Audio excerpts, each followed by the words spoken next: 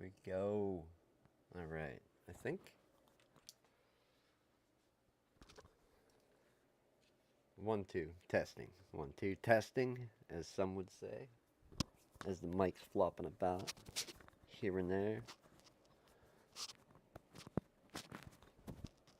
Alright, let's get this thing wired on so we're not tripping on it like a bunch of fools.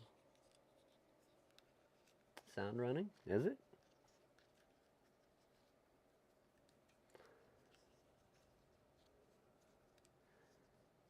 Mic check. 1, 2. 1, 2, testing. 1, 2, 3, testing.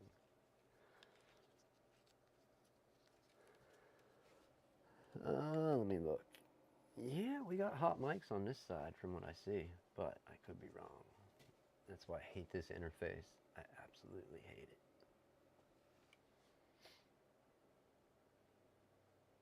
it. Alright, let's grab my laptop and get it powered up so I can check it.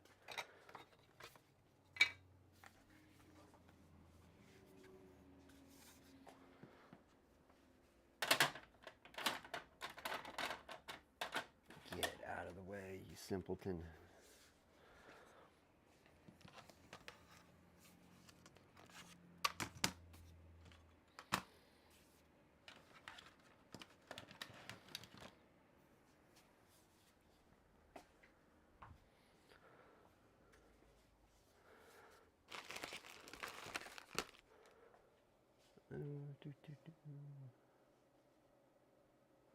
It says sounds running.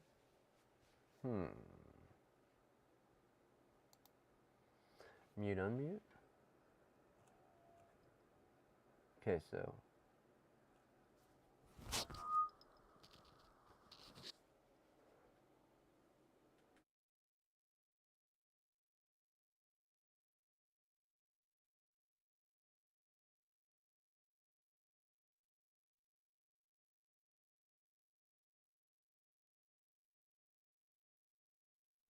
Okay, thank you for listening to me count to 3. Let me get I'm just gonna leave that stream up for a minute. I'm picking a few things up. I have to wash my hands for 1 second.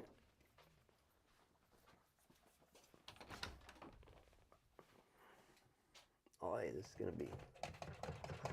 What the hell is that?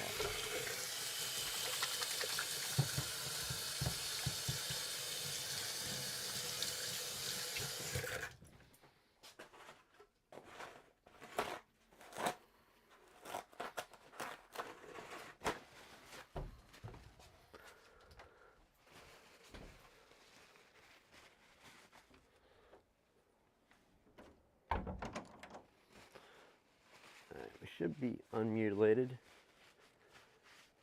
Should be. When you got 10 different mutes you're dealing with, you never know what you're looking at, where to go.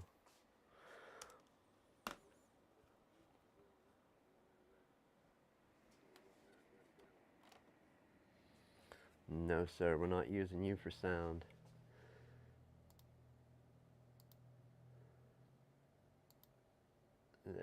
There's our sound. All right, perfect.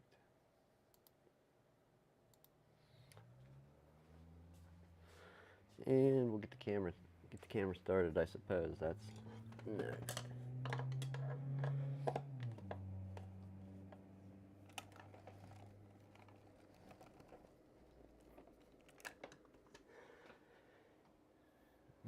Let's see what other cameras we do have at the time being. We got that. That one's at least working. You would think after 5 years of adjusting an arm up and down, I would just buy a second arm and have it in the way, because one setting is for the podcast, one height, and one is for doing repairs. But I suppose it's meant to be a very versatile studio. I have a few things to get through. I gotta clear this thing out of the way. This is gonna be last on the plate if we make it that far. So I want to get all of its BS out of the way right now and just not even think about it, not look at it. Not deal with it. None of that. fairly certain I know what the issue is. It's old and shit, but we'll get there when we get there.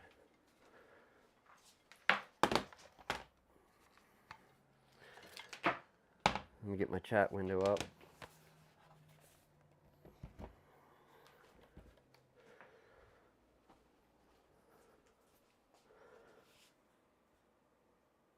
Where are we at? Over here? Over there? Oh, this, I gotta use stupid ass edge. Is it edge? No, it can't be edge. It's gotta be chrome. Damn it, which one of these has my profile? There he is. Alright.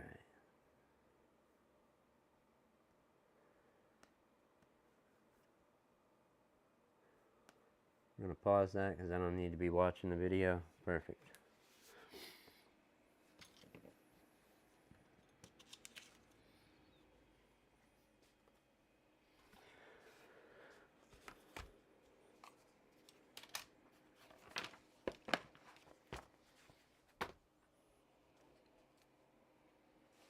I do desperately need a phone charger though, because this is about to die.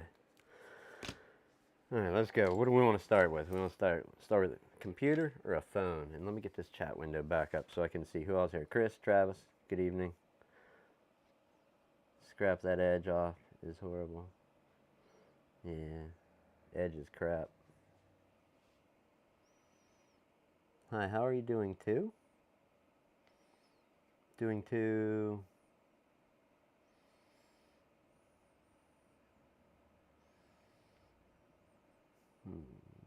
I'm not sure I get that meaning.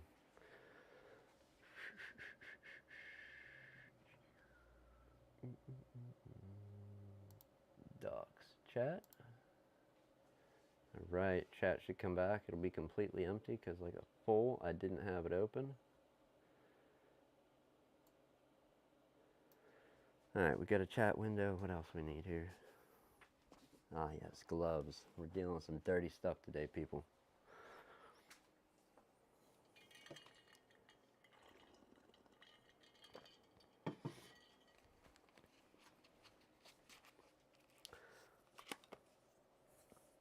Alright, so one of the how do I want to say it, big problems, I guess.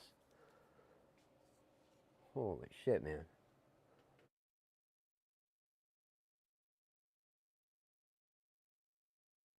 One of the big problems with old computers is you're locking somebody into 32-bit. If you're going to, oh, there's the, yes, get it out of the way, get it out of the way. You're going to be locking somebody into 32-bit.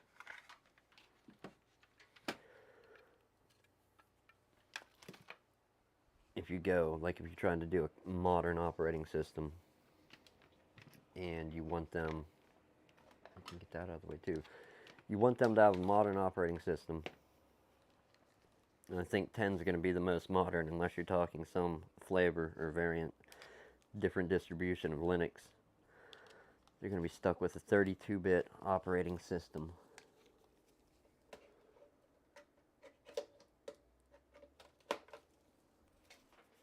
And that's just not good.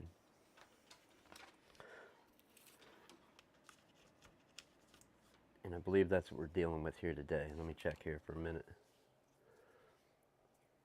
We still, yeah, we're live.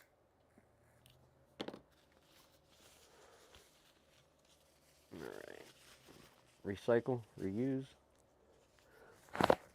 and then toss. Possibly. Oh boy. Got a blowout on that one. We're not reusing that guy.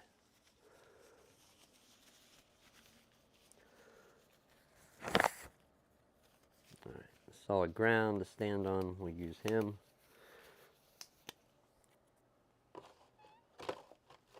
And him. Okay, so like I was saying, 32-bit operating system. Let me get something on camera here. We got to get it disconnected. Because really, if we don't have to, we're not even going to play with it. I think the most we're going to need to do is pull the hard drive out and grab the data according to plan. But here's one thing that came in that we're going to take a look at. I don't really like that window, but I guess we can go with it.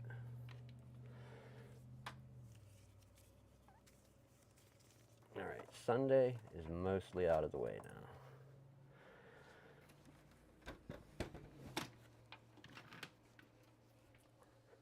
What we got here is, and this is one of the few computers you'll see. I can't even believe it was still in use, but that's a known logo. But look at that. It's an HP Compact. This is an, what is this, an HP Compact.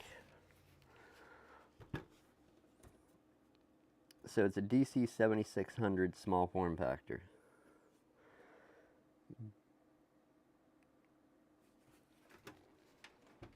Here's another big clue as to when this is from. Can we see that there? So, XP Professional. Huge problem. I guess the limiting factor with this one would be that it's got a 32-bit or not 64-bit capable, I don't think, processor. If we're going to try and install Windows 7 or Windows 10 and we want it, or it's definitely not going to run 11. It's DDR2, I believe. It's got a Pentium D processor inside. Very, very old. It's going to run 32-bit OS Max. And sticking somebody with 32S in 2022 and onward is crap. So we're not going to do that. It's actually my pap's computer, so we're going to see what we can do. He's getting something a little newer. From memory, I think 2005 is when these came out. 2005, 2006, without checking. So we got some fairly old hardware. We're going to yank the hard drive quick and get on with getting a computer going. Then we'll get on to a phone repair.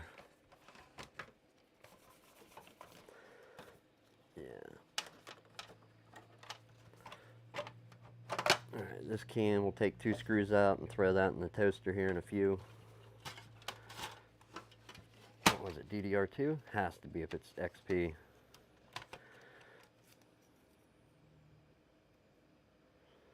PC2, yeah, 6400 CL5, yep. DDR2. Some old stuff, man. Old stuff.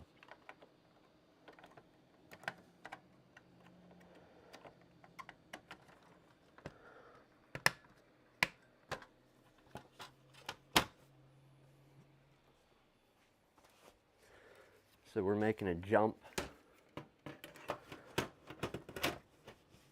from shaking the whole bench from 2005, right?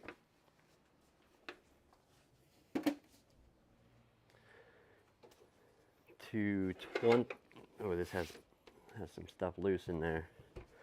2005 to 2012, 2013.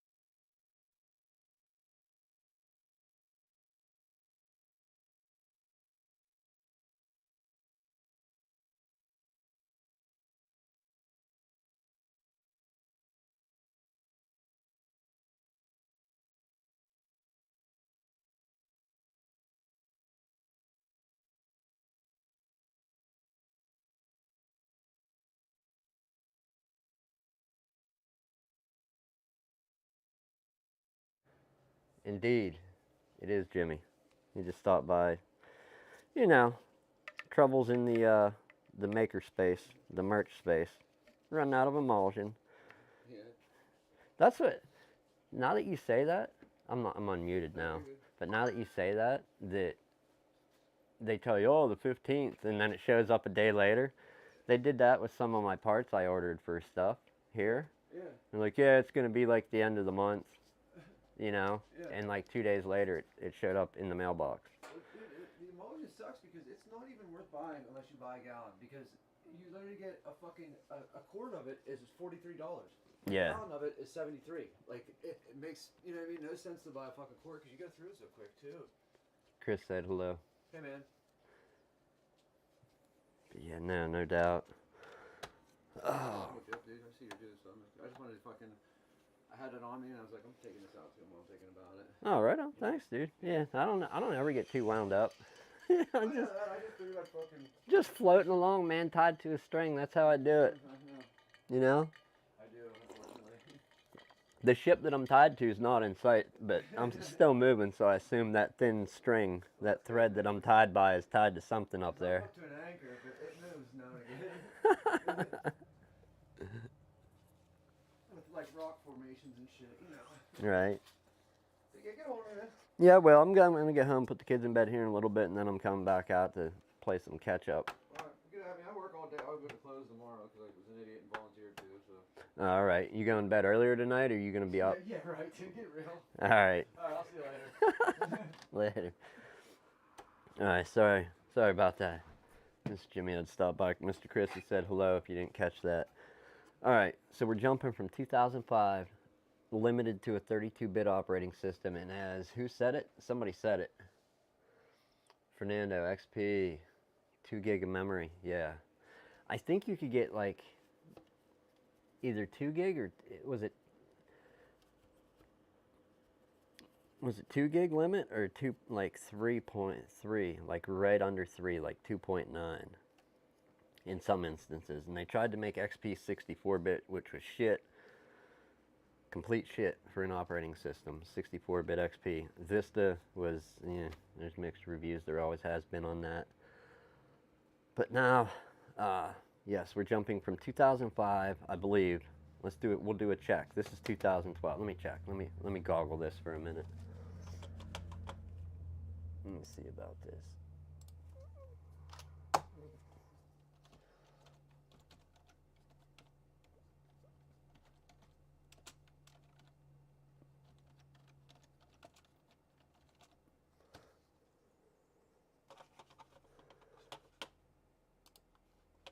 Alright, 2 tabs.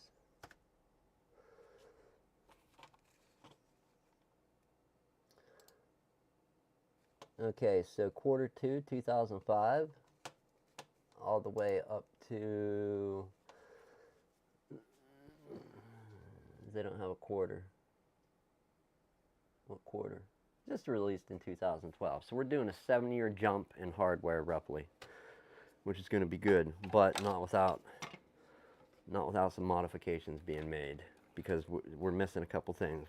I believe I have a compatible power supply. Let's find that out first, because this is totally off the bench if not.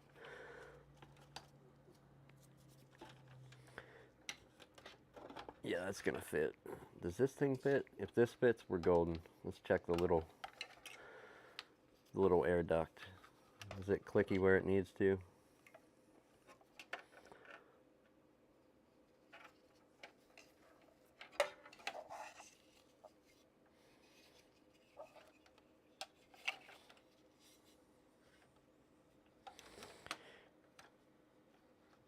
I don't know that it does.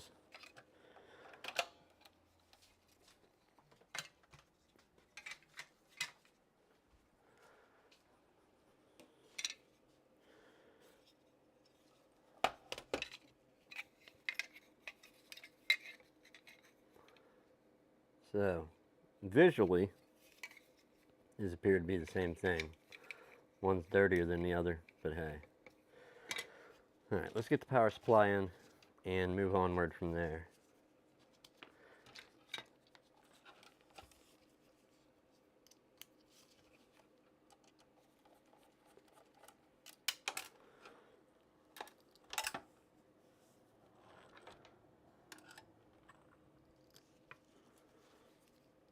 So yeah, 7-year jumping computer. Still old by today's standards. We're still 10 years back, but it should be able to run Windows 10 till, what, 2025? So we'll get a couple more years out of this. As long as nothing fails. If anything does fail, these are widely available in a lot of places. Usually any computer surplus store, you can find them. These are probably, if you want to go out,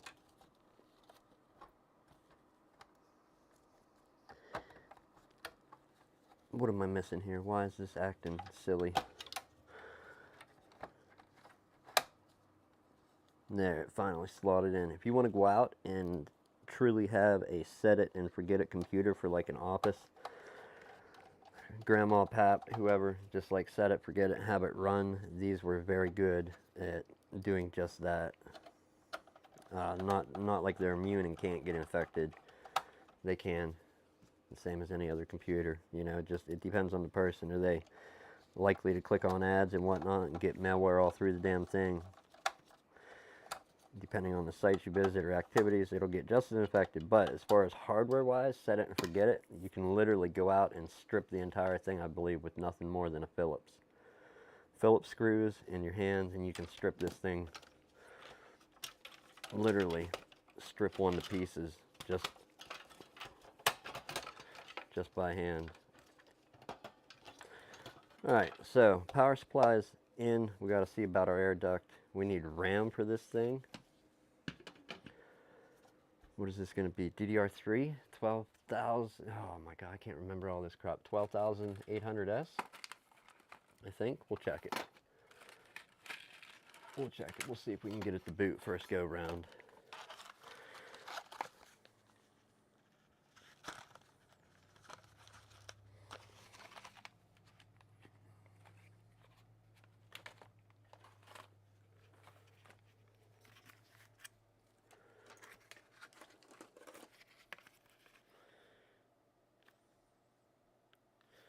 Now here's the other question. That's kind of shit. Hopefully we have something more than that.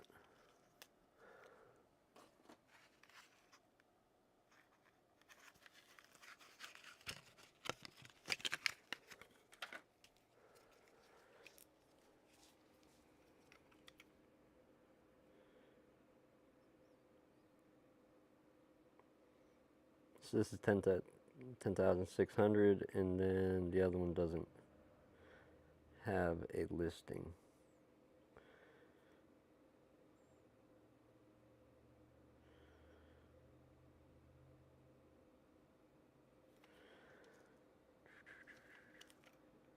Four gig and 2 gig. Let's see if we can get it to post with one or the other, and then we'll sort out.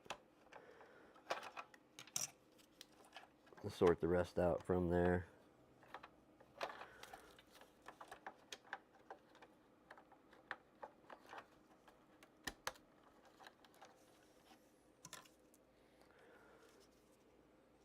Going to grab some more RAM just to be safe, just in case. That way we have it on hand when we need it.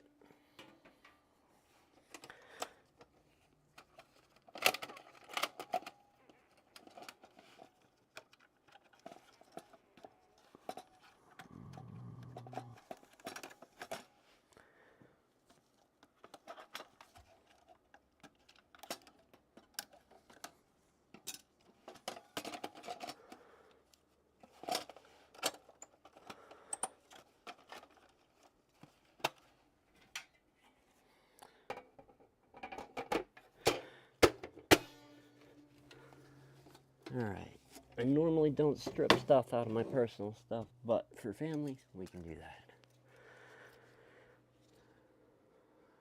4.4, so we have 12,800U. I think we're going to have a better bet with this stuff than the 2 gig stick. It's at least each one is 4.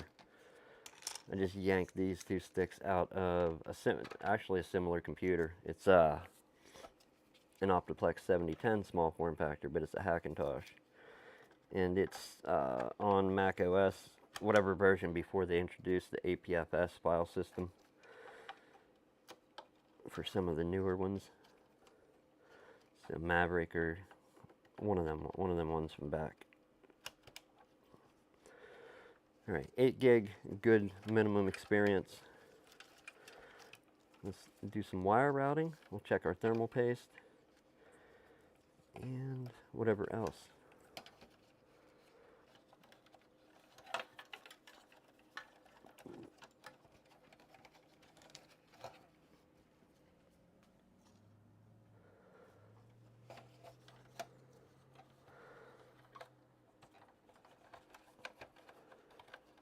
All right. So our EPS connector, our 12-volt rail, call it what you will. It has many names. It answers to many names.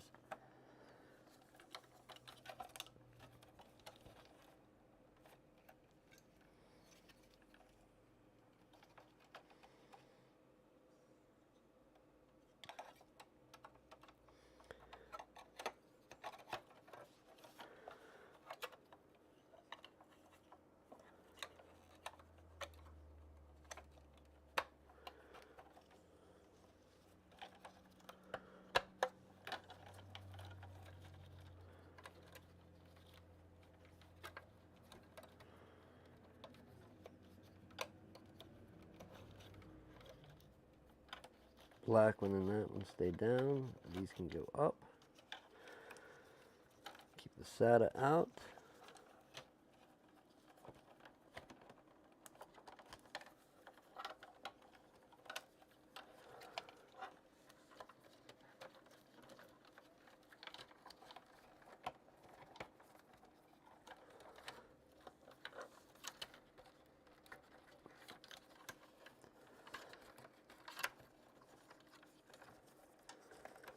Is this thing, is it going to play impossible to plug in? That's a fun game. SSD? Yeah, we might do that. We might do that. If so, it's just, like I said, it's for my pap. I don't think he's going to be doing a whole lot. He's not going to have a whole lot of data. So, we will be, it'll probably be like a 250 gig, 240 if I do that.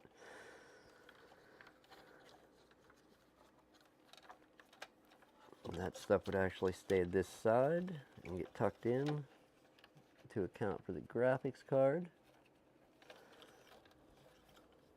We need that out for the optical drive. That and that. Alright.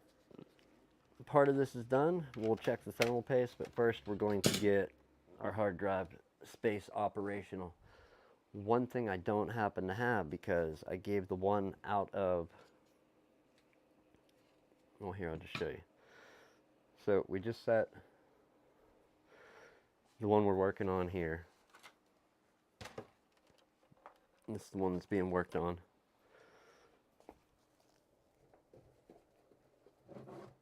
And here's the one that I ripped RAM out of. This is a Hackintosh. It's coincidentally missing a power supply. Sold it used. And then I pulled RAM out, and I gave away my optical drive sled to somebody that needed one in their computer. But yeah, sadly, this is what's left of the Hackintosh. It needs a power supply and it'll be fully functional. I don't care about the sled myself because it has an SSD in it. There's just some things you need a Hackintosh for, though, and not a real Mac. Or I suppose you could use a really old Mac. Alright, that's back and safe. So we don't have the blue sled that slides in, but I do have something that will work. We gotta modify it. Let me grab some cutters.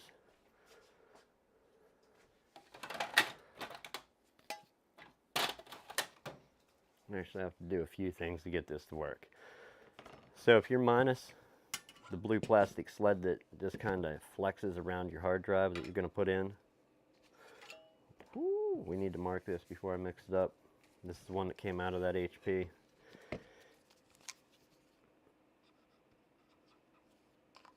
Alright, it's marked so I can grab the data. We're actually going to set it by the toaster. We're going to go with 500. 500 and Western Digital instead of Seagate. Back to what I was saying, if you don't have your optical drive sled, who knows what you have laying around. This is out of a Fractal Design case, the Define R5. What you can do to make these fit, because they won't naturally fit in there.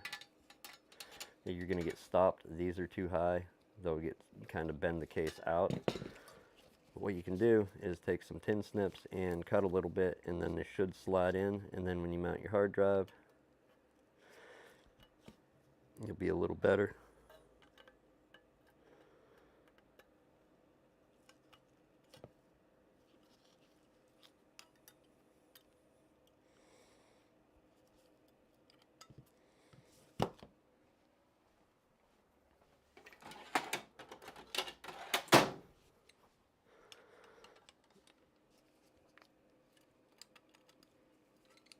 So you're cutting right on the down slope. You got to cut a little down.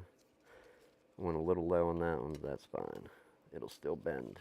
You just have to do 2 cuts.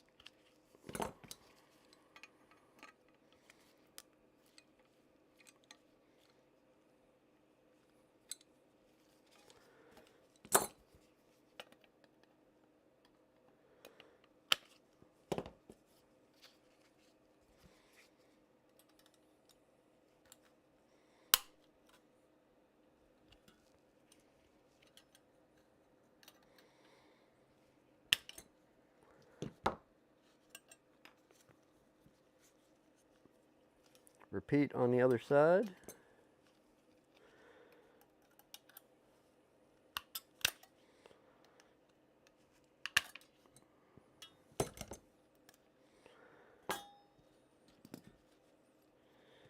And if you have any 4-legged friends that come into your shop, like this one here, make sure you pick up the pieces of metal, get them in the bin. Alright, with that trimmed, we're going to check our fitment. Now, these rails will fit a little tight in your space there, but it's fine. Just give it a little tap and they will tend to go in.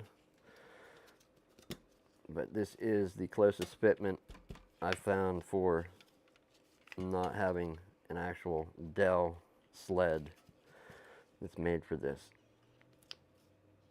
That one is kind of rough, but it will pop. I think we need to go a little lower, maybe not. I really didn't want to cut into those rivets.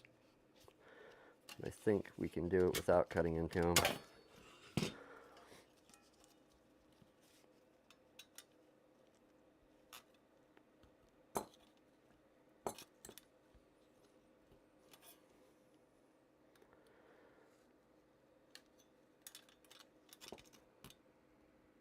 Michael, good evening.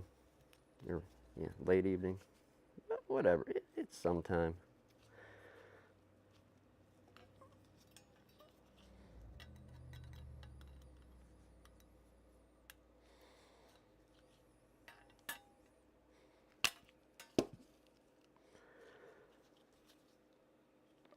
We always got to have one that's going to be the pain. Cut in at an angle.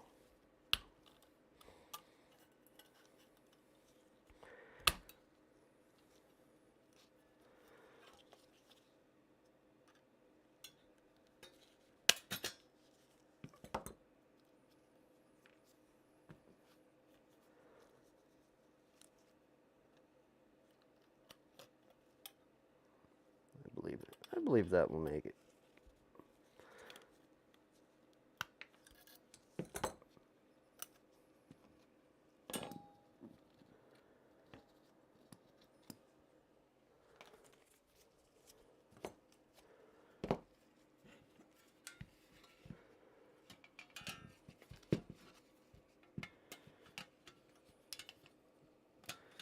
I don't want to try and ram this in there too much right now, or give it those taps.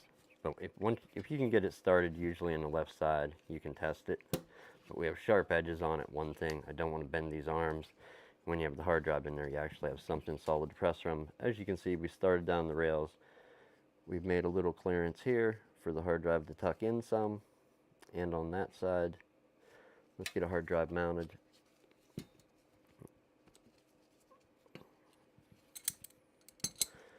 Actually, we are going to have to press this in. I forgot.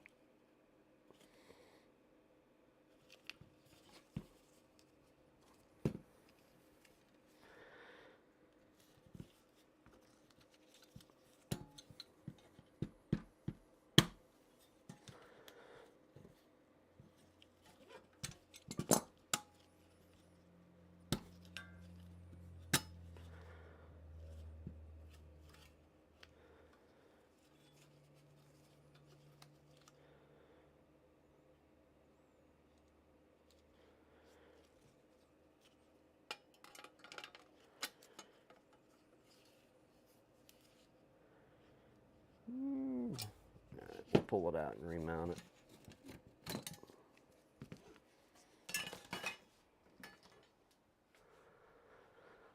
Hardware for that case. Let's find it. We've got boxes of it. That was a popular case back in 20 whenever. It's not those.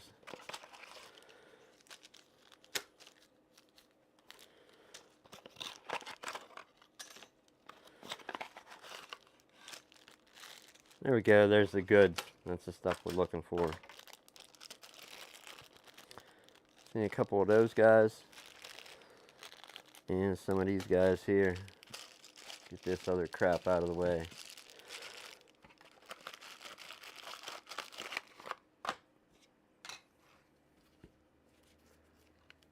Ah, I think you did say that last time, so I can make you a double print. You're not going to mind the same design on a blue t-shirt as what's on the white one, Michael?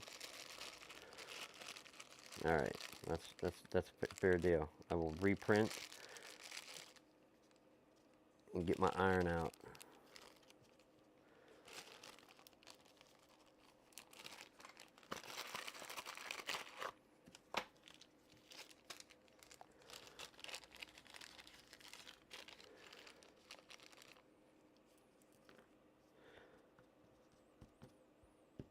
Am I silly? I thought I counted 4 of those. Let's put that back in place. We're going to mount our hard drive and then get this thing in. And although it's not as smooth and doesn't slide in and lock and, you know, have this awesome color of blue, we effectively have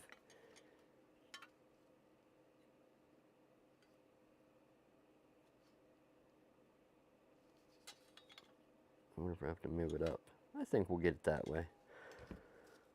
We'll go for the gamble. Put these in and slide them forward. It does work. Getting holes in the gloves already right at the nail area. There we go. Is that going to line up? It does indeed.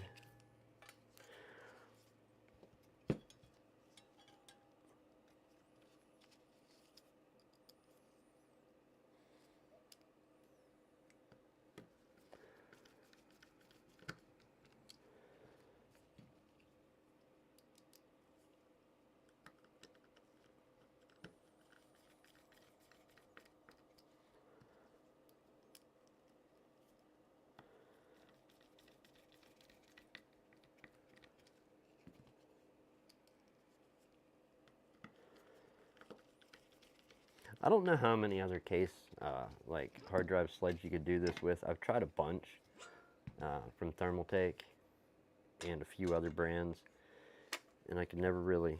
Ooh, we might have a problem. Yeah, we got to go with a skinnier hard drive. All right, so we can't use a big black, thick WD-500. Let's grab a Seagate 250, or did we go with the SSD? I feel like we could. Here's what we're going to do. We're going to get the hard drive in here. I don't feel like manufacturing a sled. I don't know that I have a sled handy. If I do, we can clone it over to an SSD.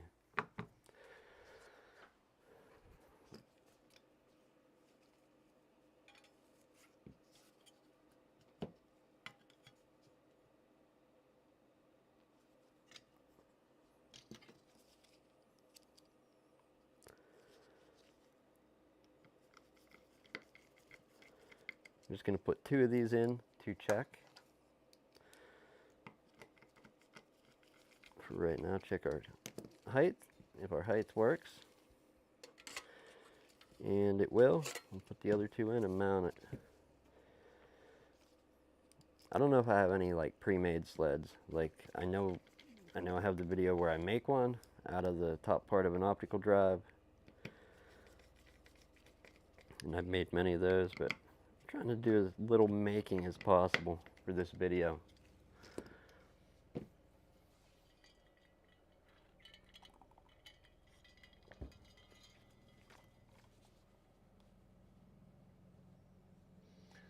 So, did it really come up with that title? Or is it?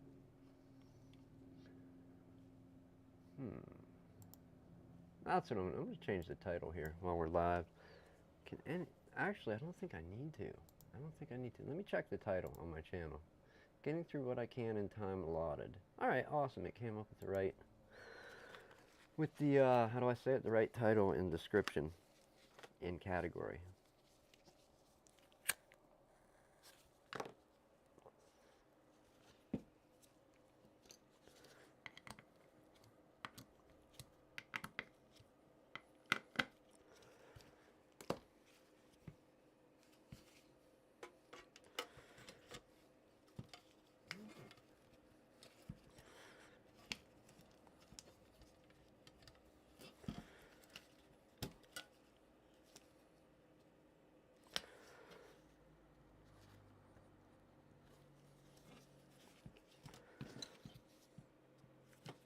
Being that these aren't the rails made for this, you're going to have to deal with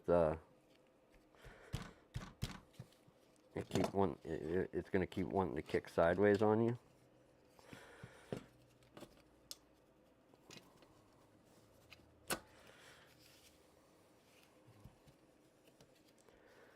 So our hard drive is in.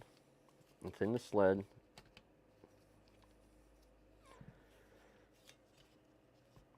Boy, that would be a super cool trick to do right now.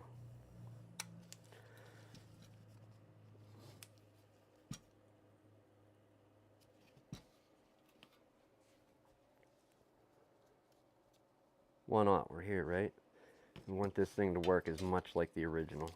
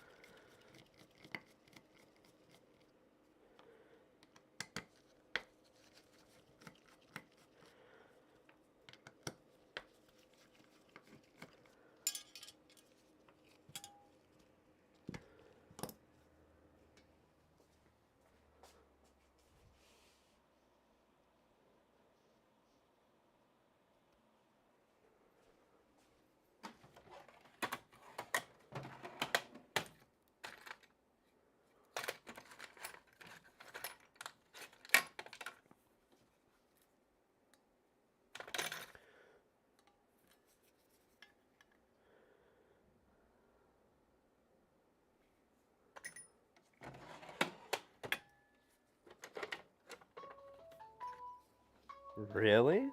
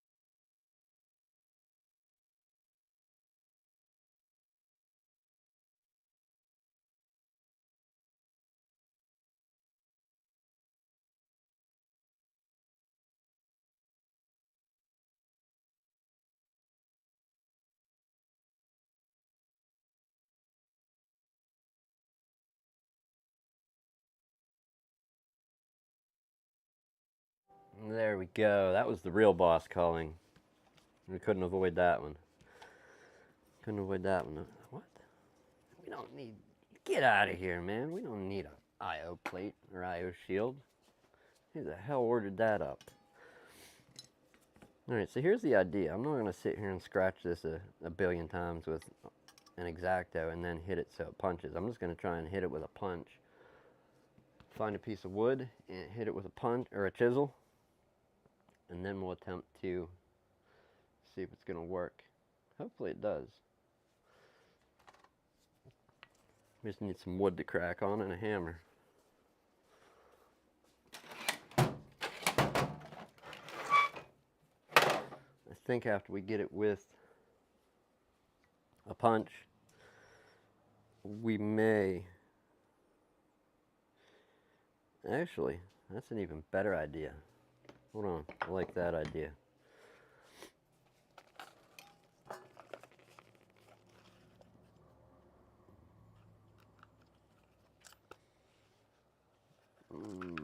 Boy, boy, boy, boy, boy, what do we do?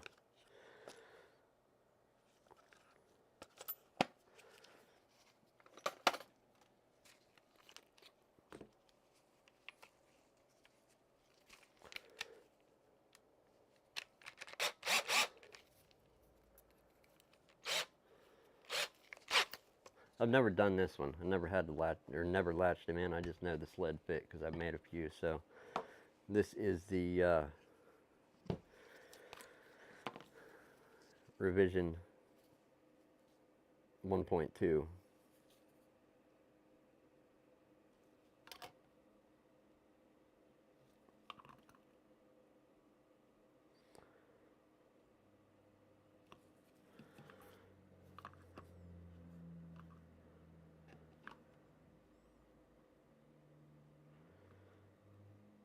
Actually going to try and go the same on both sides. So we go right where the thing stops. Instead of where we marked, we'll do it there. Okay.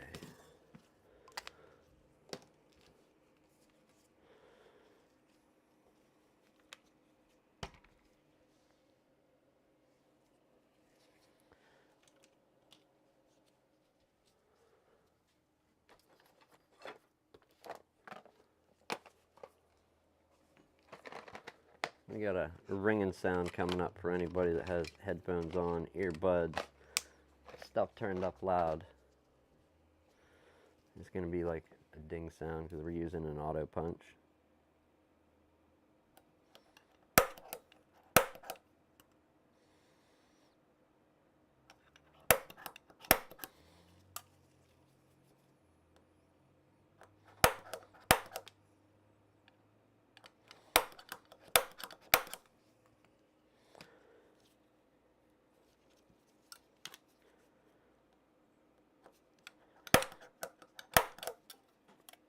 Anyone not familiar with these, you're putting a little mark there for your drill bit to have guidance in so it doesn't slide off.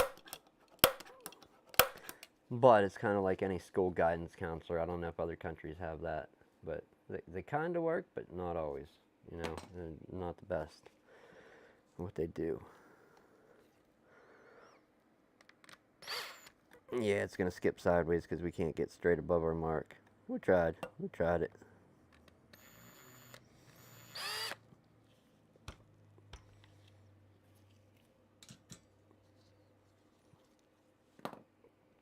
Fair enough. How about we go outside the mark? Can we do that?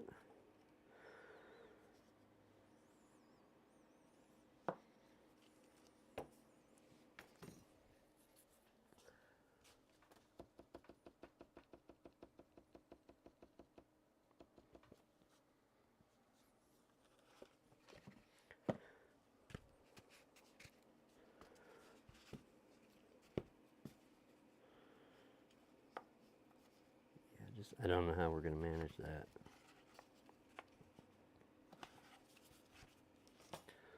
Alright, back inside the mark. Or inside. I'll try drilling it from the inside.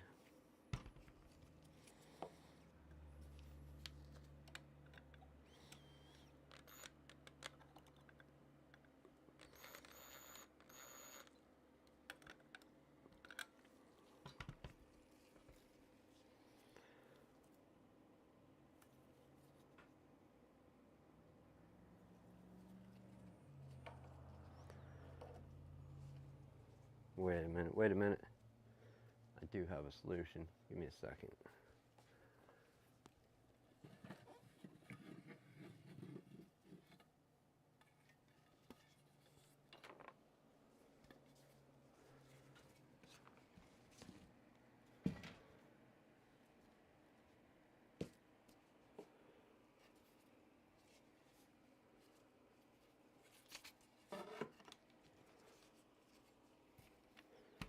So this is an old camera mount that I had to make for a webcam once upon a time. It hooks into a screw back there.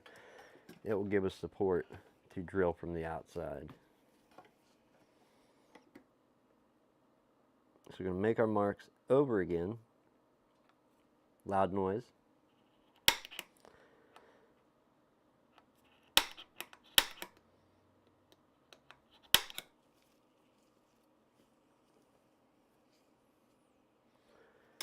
I'm going to try and move upward to these other ones and punch them from this side. I know you probably can't see that.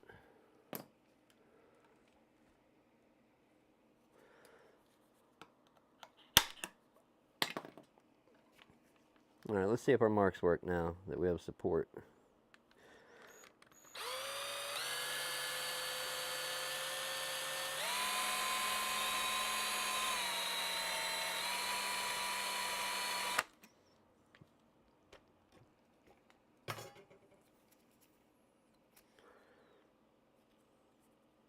These a broken one? No.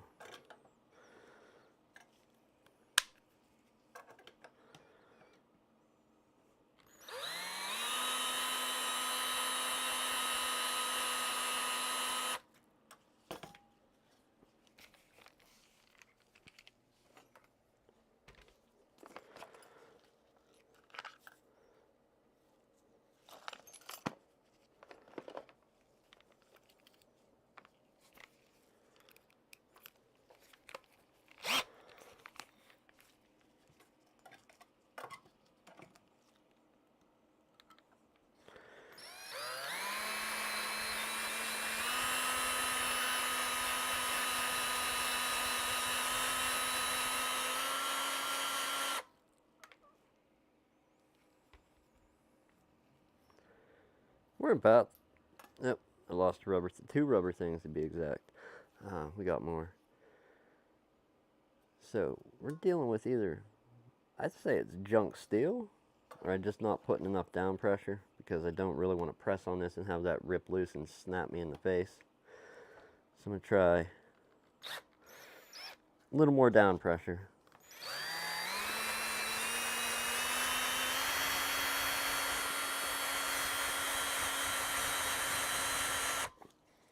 I'm still scared. I don't want smacked in the face by a board on air, on stream.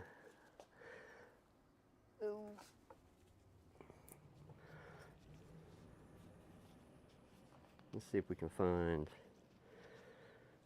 a different bit. It's not scared of metal.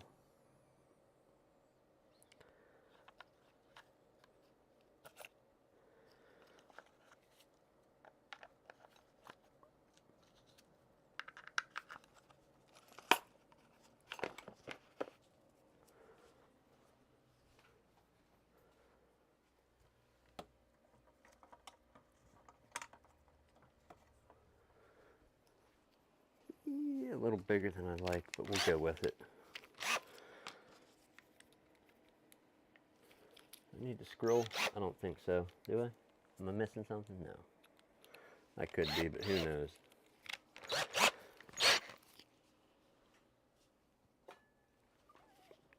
Alright, expect any point in time for me to get slapped by this stick as soon as that back part breaks.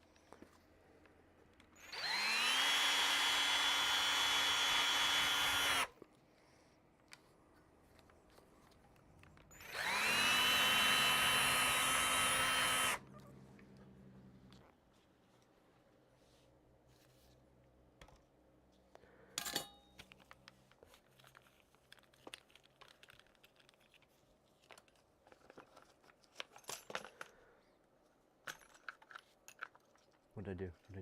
Shit. I hit a button. Sorry, people. I don't know if that affected anybody watching. Yeah, I just canceled it.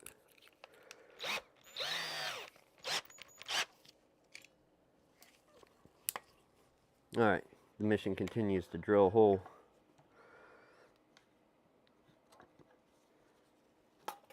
through this crap.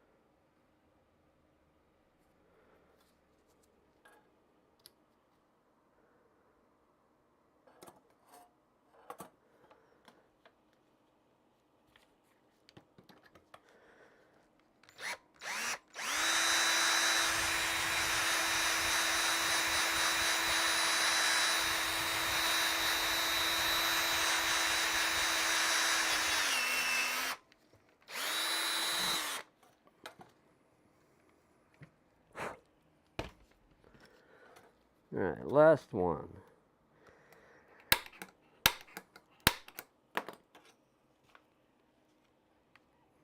Alright, if I don't get punched or slapped in the face by the stick, it's going to be a miracle. So I actually have to press a little bit on those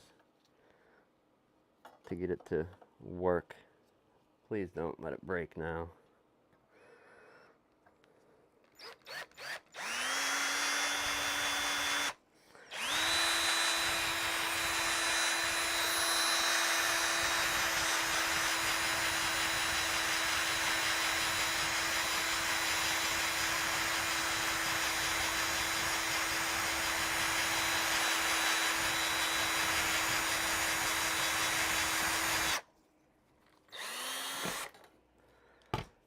Finally.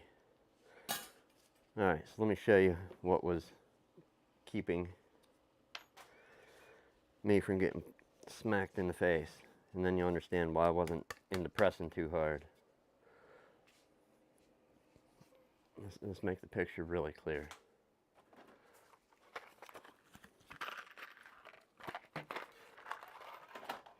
So on the back side of that bench, I have a short little screw like that. Okay? And then it's sticking down into the bench, and I wound down in with the head sticking up a little bit for this to slot onto. So that little edge of the wood, can we see that? That is, I don't know how much force it takes to break that. I don't want to know though, because this stick flying at your face at Mach 3 or whatever it's going to be when it snaps and breaks, that's not a good day.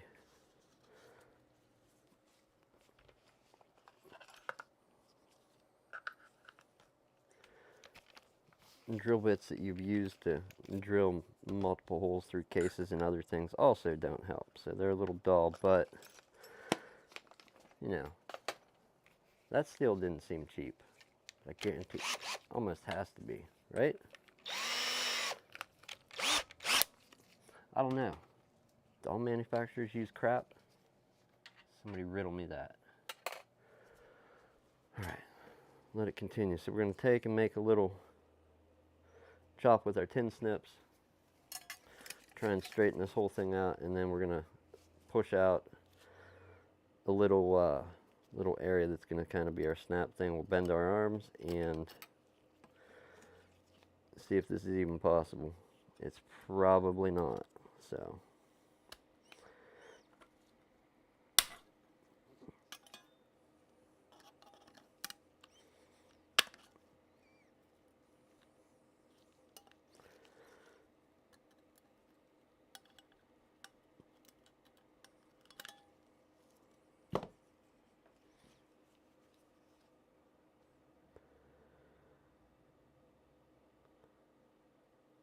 we're going to attempt the chisel. I'm happy enough with that. We want to go outward. I'm doing it on the floor just because my bench is connected to my, what's it called? Bench is connected to the shelving unit that the tower broadcasting this is on. I really don't feel like killing the hard drive that I'm recording to just by trying to pound on a chisel.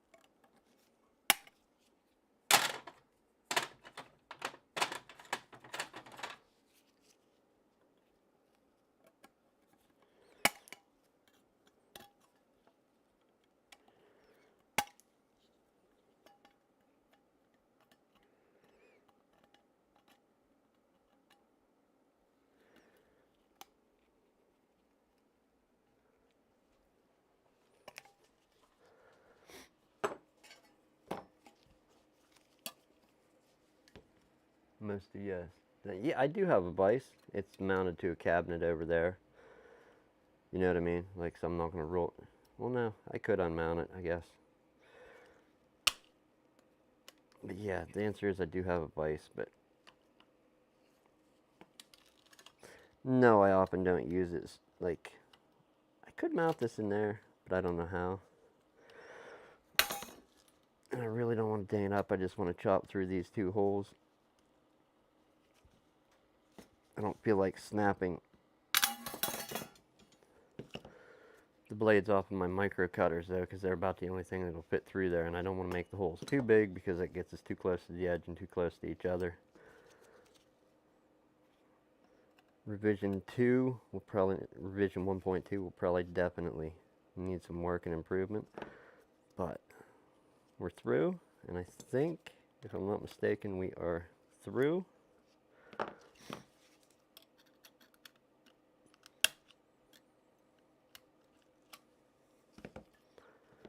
Alright, time to flatten and move on. Or flatten, push the one part out, and straighten these out.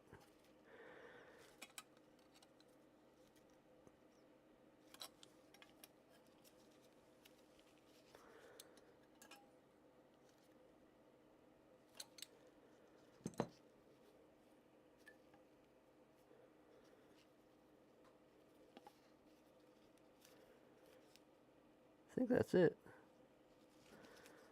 I think we literally can tap on one part, tap on the other, and let's see if they line up.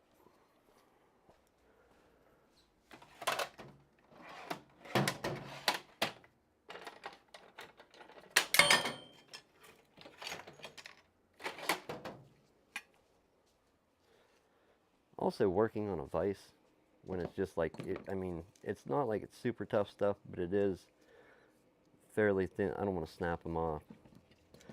I'll do it to the arm back here. You can see it's fairly thin steel. Like, you can bend it and it stays. So didn't really want to clamp anything and flex anything else, being that it slides in. So let's see if we can make something happen here.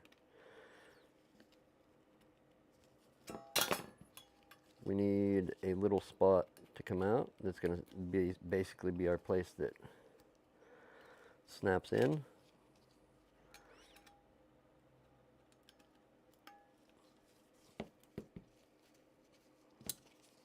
You may need a smaller flathead. As I said, making this up on the air, this part. Not the sled. The sled I've done a few times.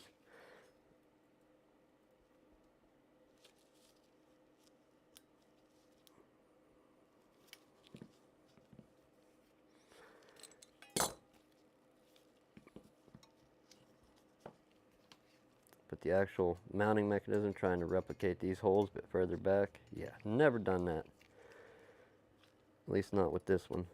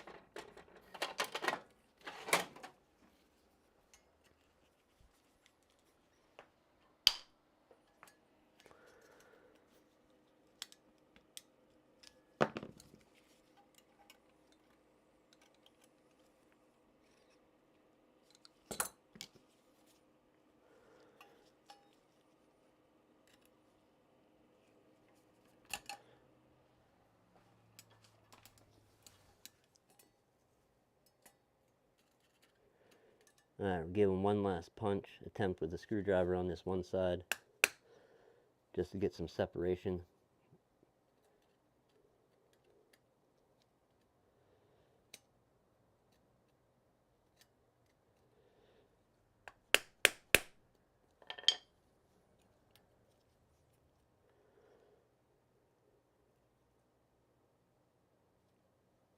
Yeah, that'll go out. Let's hit it again.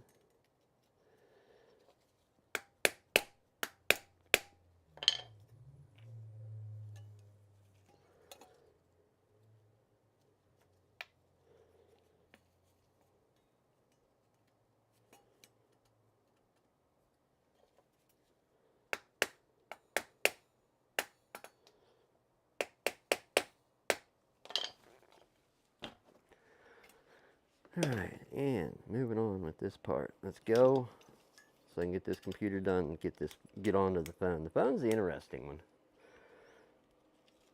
Most of my work was done for me on the phone by the phone. So it should be an easier night.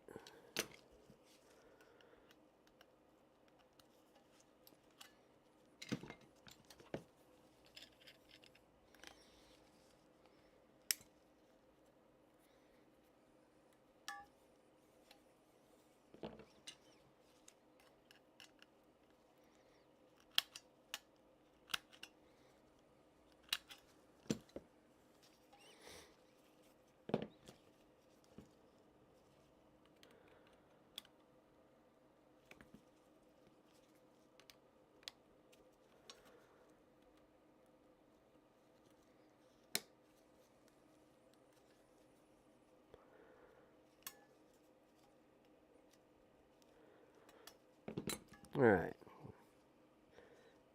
And And I done knocked, how many of those out? 3 out of 4? Let's throw them back in. Alright, we have our 2 new outcroppings instead of the factory ones that you can see we're back here. As I said, doing it live, never did it, but we got it. If it works now, I'll be impressed. If it don't work, well then we wasted that much time for no good reason. Let me grab 2 more grommets. I don't know where the other ones fell.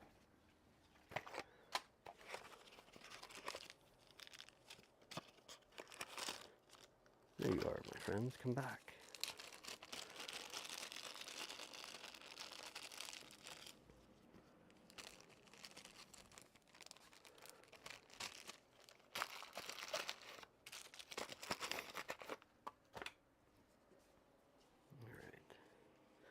We're also going to take a minute. We may clean it up a little with the chisel. I do want to get all this metal off of here before we do too much more.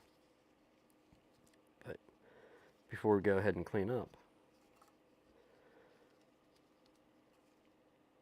we don't need to do anything with the chisel. I think we'll be good.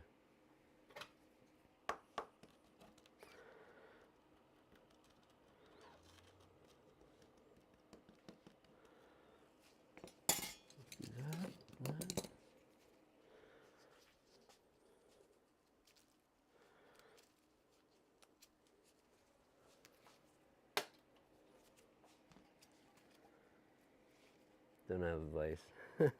Yeah, I do. I know I already answered that, but yeah. I don't know how I'd mount it without bending it. Vices are weird. Alright, put the tools away as you go, Nick. Remember, put them away as you don't need them. And you don't have to pick them up at the end.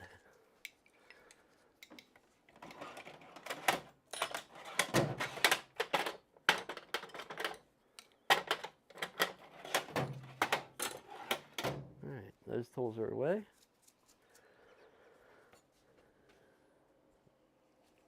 Let's get our hard drive back in, get this mounted, get the repair or the install going, set it off to the side and move on to this phone. First we have to see if it's going to boot with that RAM that's installed, but being that it was in a similar series of the same computer.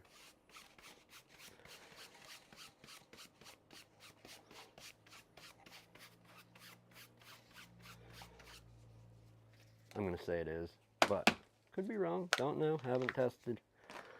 We'll get there briefly. Alright, hard drive. Screwdriver.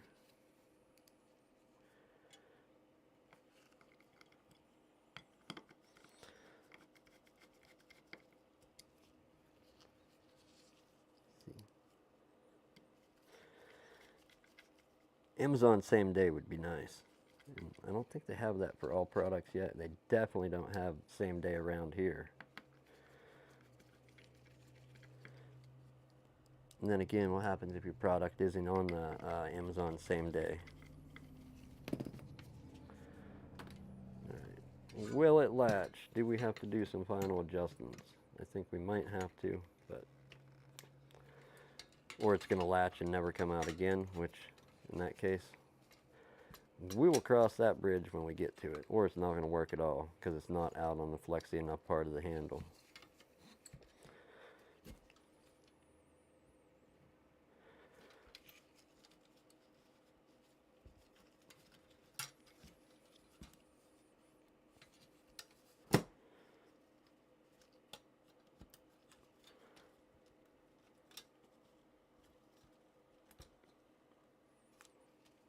We got one in, one's a little misaligned, but that's fine.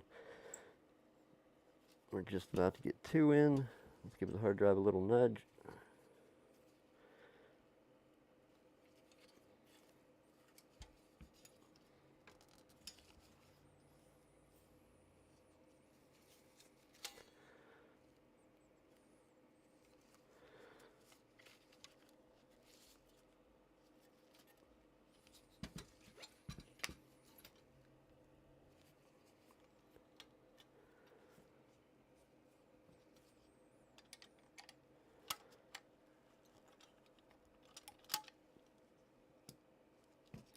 Alright, onward.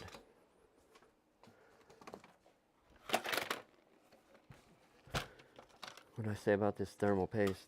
Alright, we'll check it. Bigger driver. What are we dealing with? 1, 2, 3, 4. I don't want to do it to waste more time, but let's go. Let's go. We can't not check the fan, right?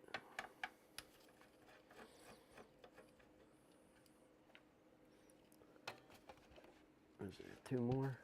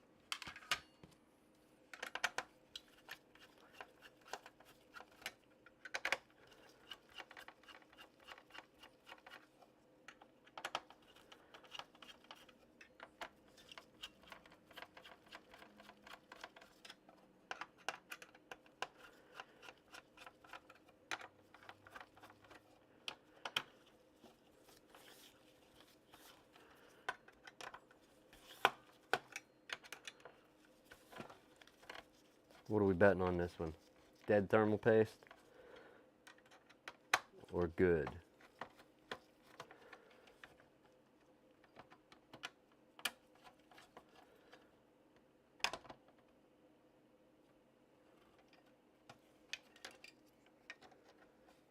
Good or bad?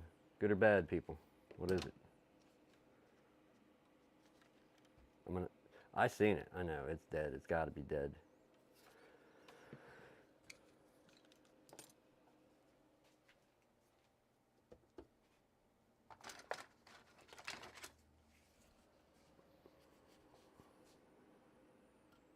Yeah, that's all straight. That's just...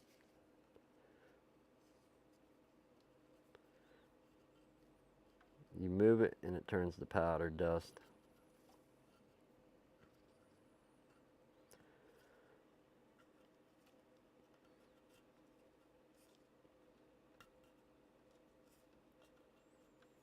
You might be inclined to use metal to scrape this. Don't.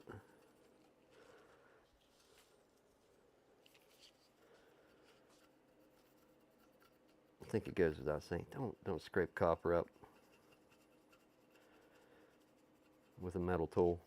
But you never know. You never know. Who's going to see this later? That guy that just got his brand new iJimmy for my fix-it. Not me. We bent that thing up many times. Or is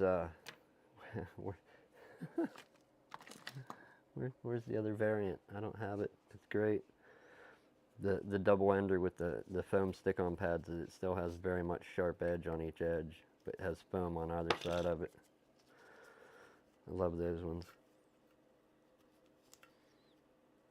The eye openers or whatever the hell they are.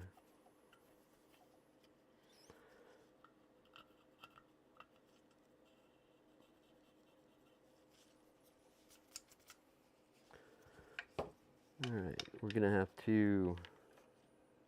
Do we soften it? Do we dare? Do we dare? Good question. Good question.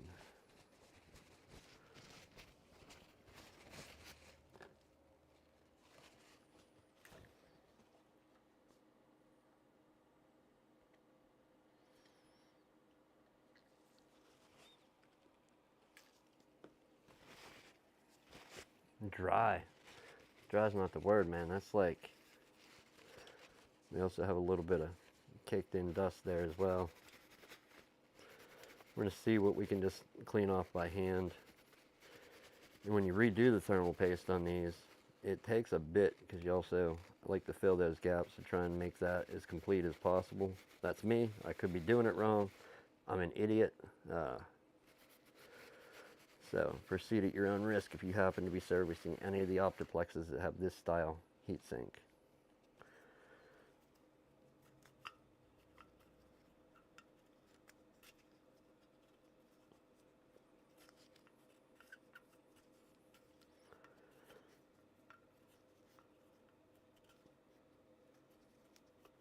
This is way too early of a Core i series processor to be able to run Windows 11.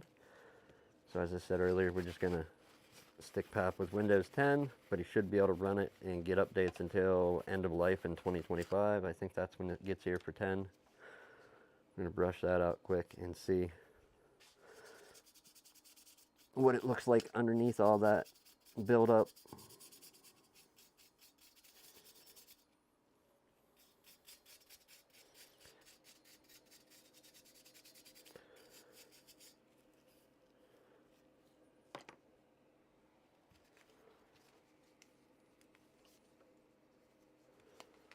Can we see that? Yeah, we can see it on camera, so not too bad.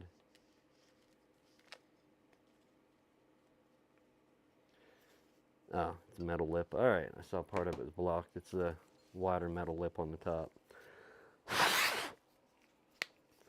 Let's go for the CPU now.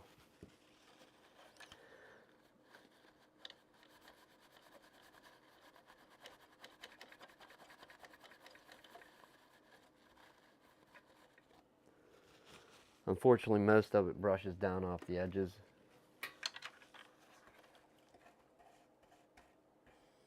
I'm going to try and use this thermal paste brush that I have here. It's nothing special. It's a nylon bristle brush that will kind of pick up globs, chunks of thermal paste. As long as you brush some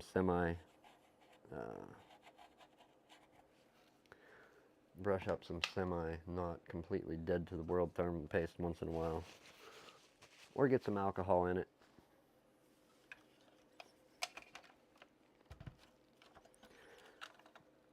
We still have a bunch on the corners. I'm going to proceed with caution. I'm going to flip this while holding it in the socket.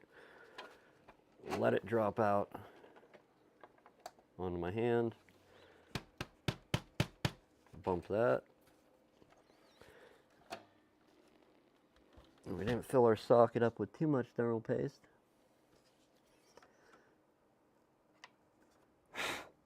But we did get some.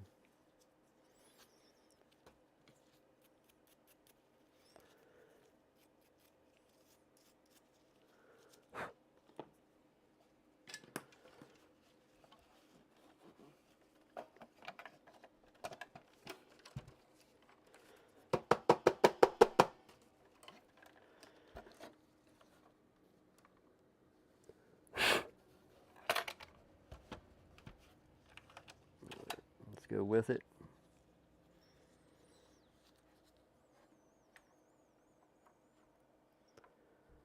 Don't do that. Don't skip out. Go in. Go in.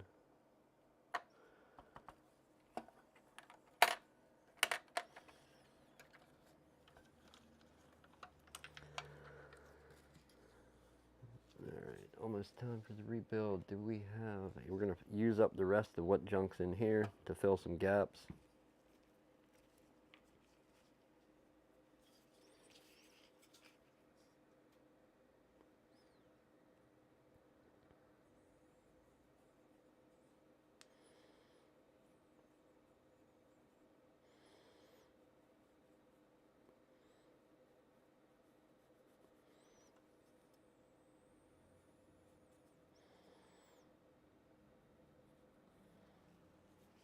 Okay, that one's dead. Moving on. And I do not like using good thermal paste on this, filling these things, but we're going to use something that will let it cool.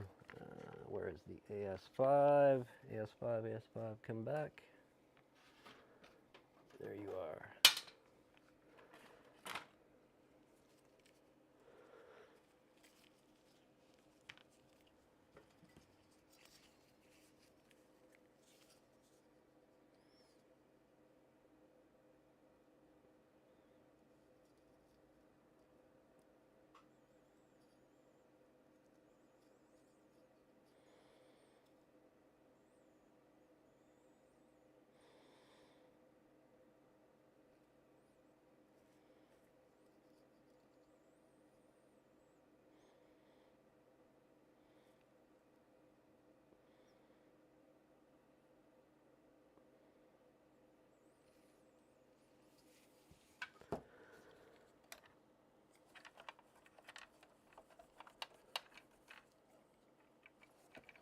What are we working with here? So we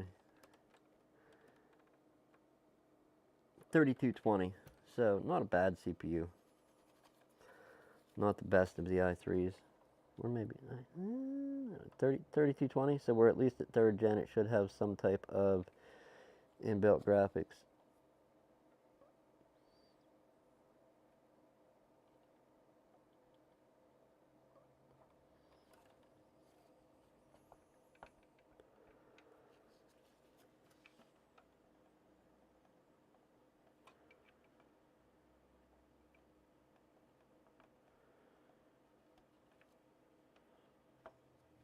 Alright, we put quite a bit there just to fill up any of the gaps that we might have missed.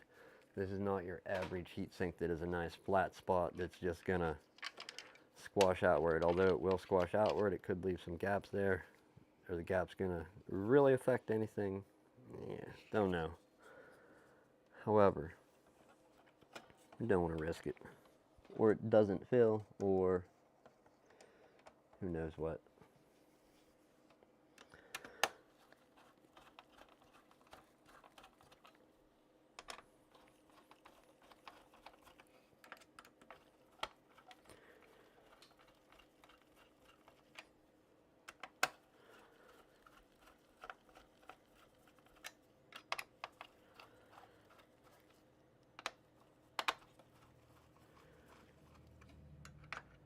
Oh, right. We're supposed to do a crisscross pattern.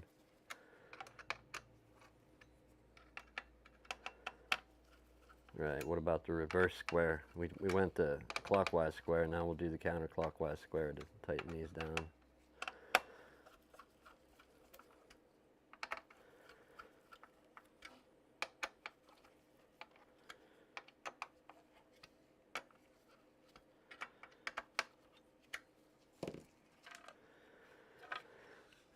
What is your status? Can we give you a good brush here and there?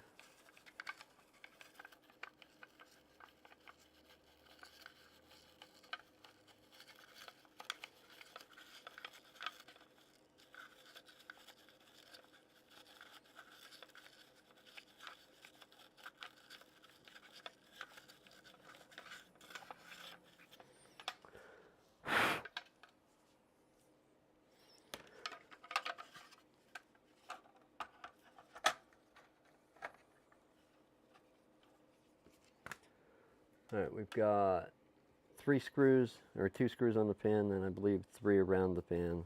And plug in the fan and we're good to go.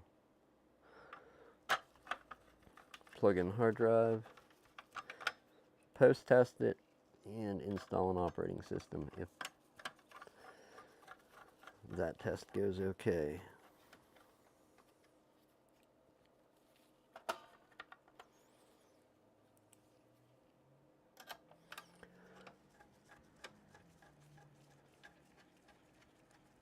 Turn the lights out, man.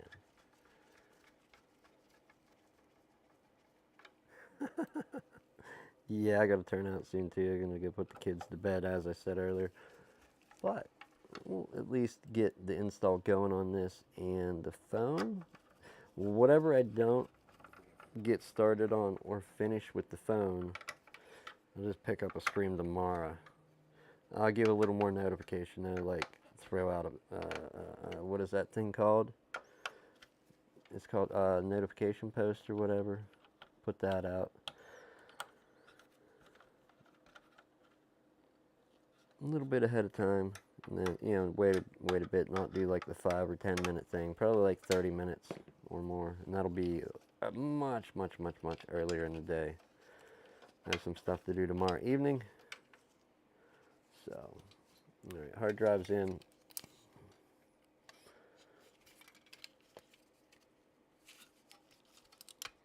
I really don't think our sides have enough flex.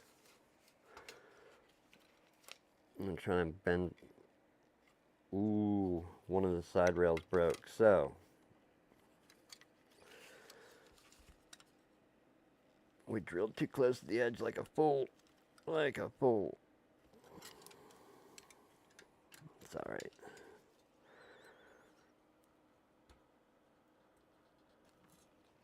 That and bending it back and forth, a ton of times. I'm sure helped marvelously, but you know.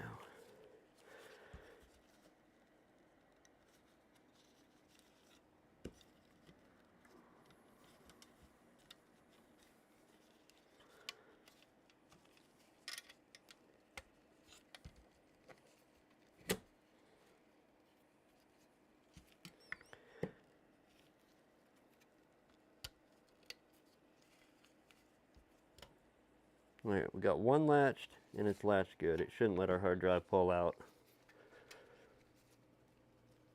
Alright, I'm convinced that any desktop usage of this, even with it mounted upside down and stood on its feet, it's not going to fall outward. Let's go ahead and get the quick post test on this.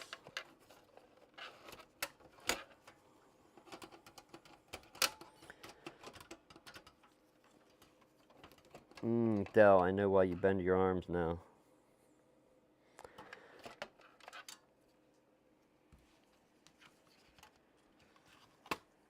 Well, not.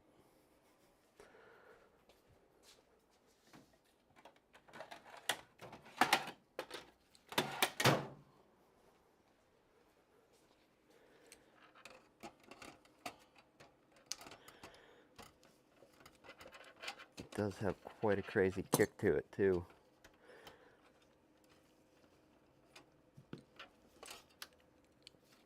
I never took note of the Optiplex arms being bent that. I guess it is, because it's here and here. It's actually real close to the SATA port. Alright, now that I think about it without seeing one, they are close to get, yeah, so it does kick over. Okay. And it's funny what your brain can't remember in the moment when you're not looking at something. Even if you've seen it a lot and you're still not looking at it, you may not remember at first go.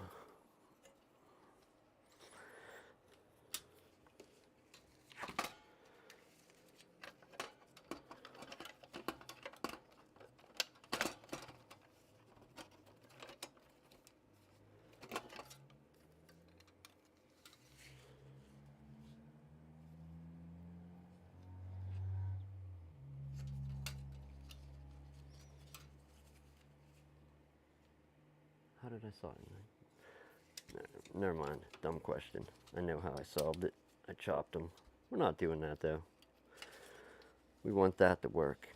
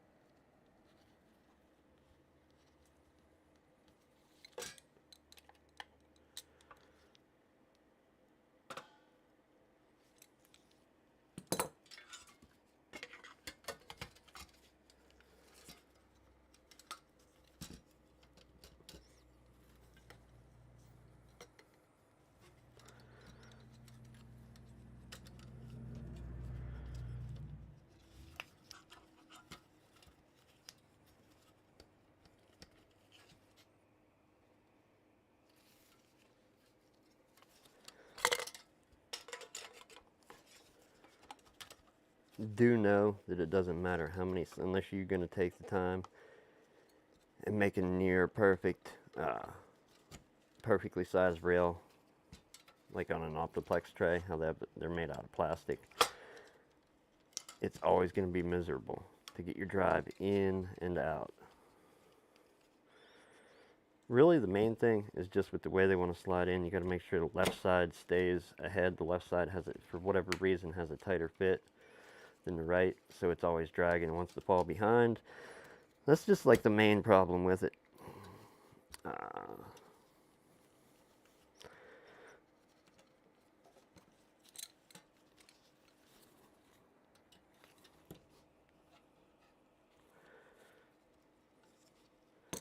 Alright, we're still latched. Let's hope it clears it. been a few years since there we go. Been a few years since I did this. I'm pretty sure either I did just that or I actually chopped that arm off. I'm not certain which one I did. But I'm short four of the white trays.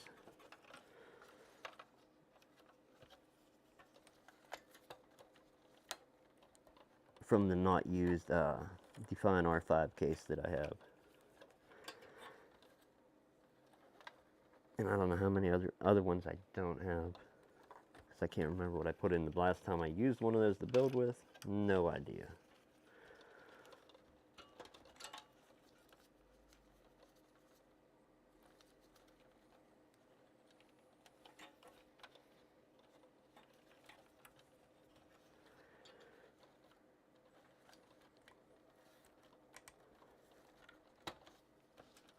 There's our extra. Out of the way. Get out of there, man. Not needed.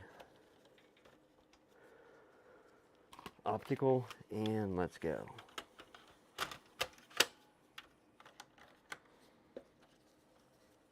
We put RAM in, right? Can anybody confirm that?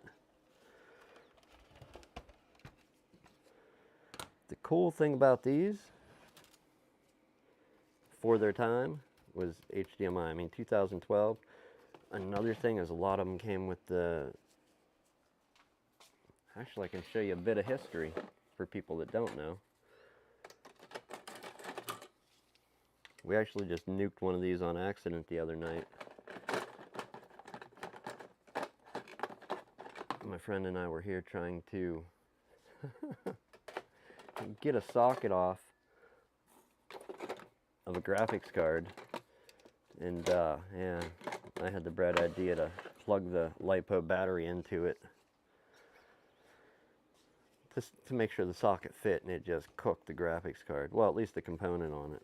But here's some low profile graphics cards from before they were actually AMD cards. As you can see, there's an AMD one, and here's an ATI. So this is older. This would hopefully be newer. Let me see if I can tell you what these things are going by the labels on them.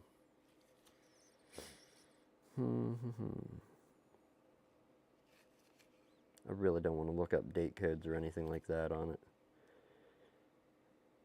We're not doing that. This old one has, they used to be labeled.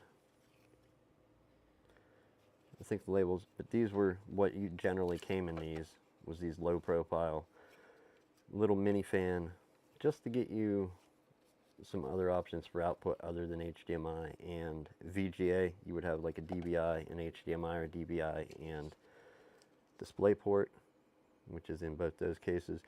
The problem with using these, though, from what I've seen, is you're going to be setting it up non-UEFI, so it would be CSM or MBR. You're not going to, most of the old ones, the ATI cards. The new ones, I can't quite speak for those. I have no clue. We're not going to worry about throwing a card in right now. I just want to see if this thing's going to, does it have the go juice, the go sauce to it? Is it able to be? Everything's clearing out of the way. Let's get a side cover on, get this set out of the way. Let me move my laptop to a more comfortable spot. Which KVM to steal? Who do we steal? You and you.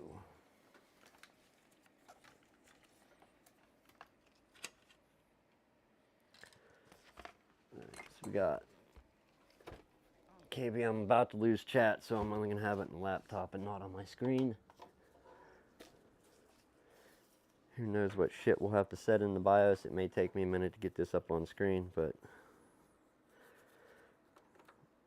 that's how it is with these things. They can be a nuisance and they can be great.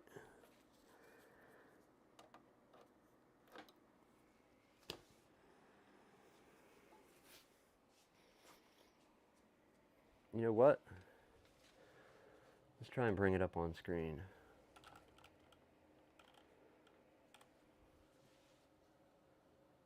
what is that running to? That would be running to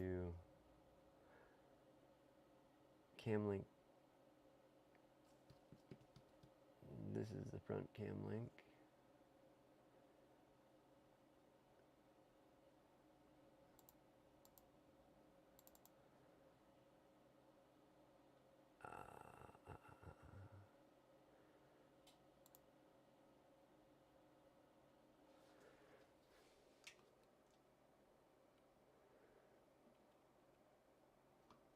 You're really gonna get that monitor?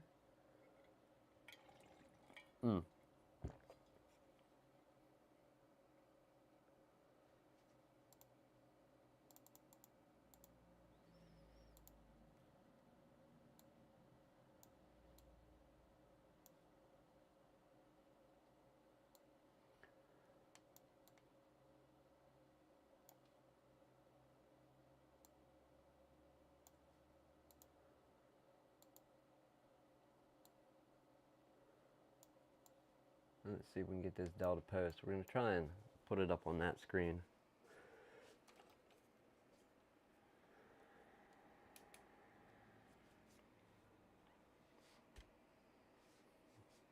It's cam link, so it's gonna freeze just because.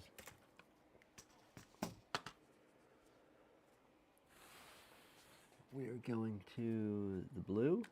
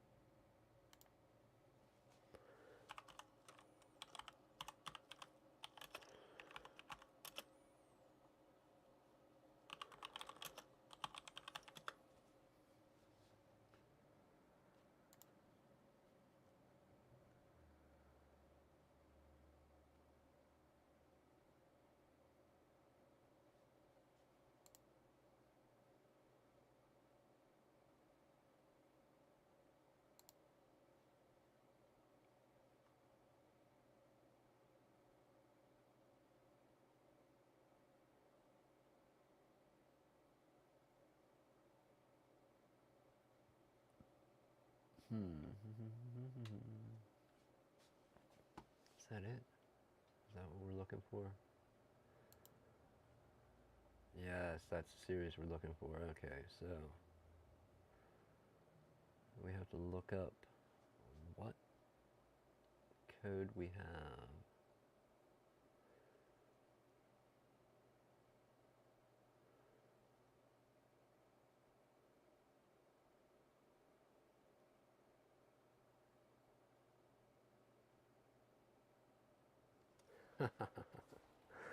Okay, so here's a cool thing about a certain series of octoplexes. I don't know if people knew this. Let me grab this Hackintosh one out from under here to tell you about this, because we can get the same visual representation off of it. Can we? Or did they change it completely? No, they should have the number panel there. We'll actually point a camera at it if I have to. Okay, so on the front, your power button will be one of three colors: amber, blue, or white. White is when it's on, blink, like pulsing. I think it pulses white when it's sleeping, possibly, or maybe another color, I don't know. But along with your power button, there will be a 1, 2, 3, and 4 that will light up.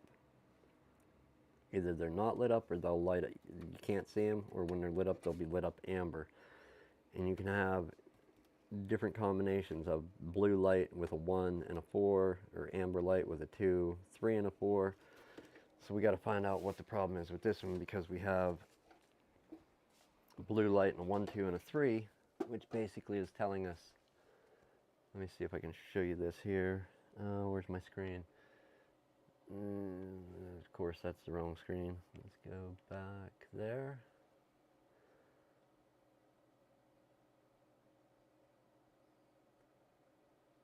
does it always pick the wrong? Oh, because I have the KVM up. Okay, dummy. Okay.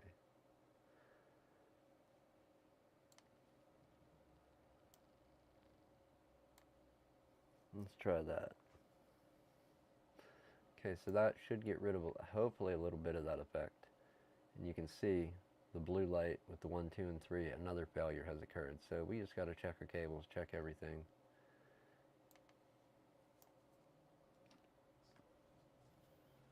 And then go on with it.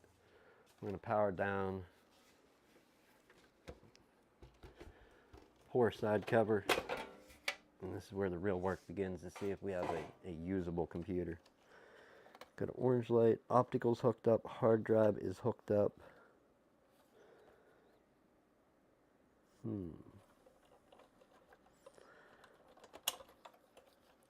For one, we don't know if that hard drive was any good. That could be our failure.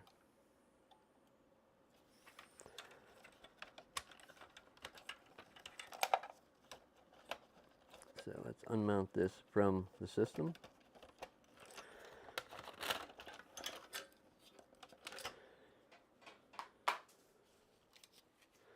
Sadly, the only way we're going to have to pop it in the toaster to check.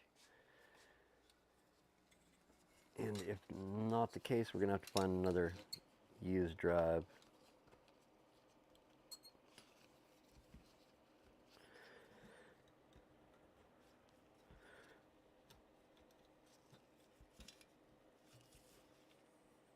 So, although working,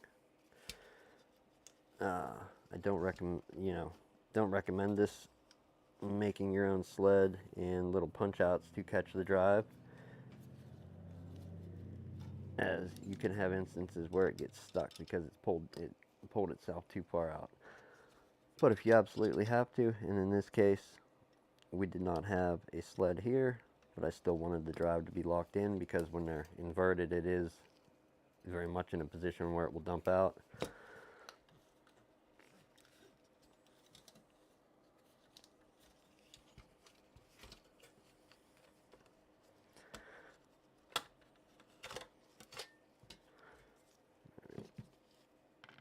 The 500 I know works. I never checked the 250 personally, so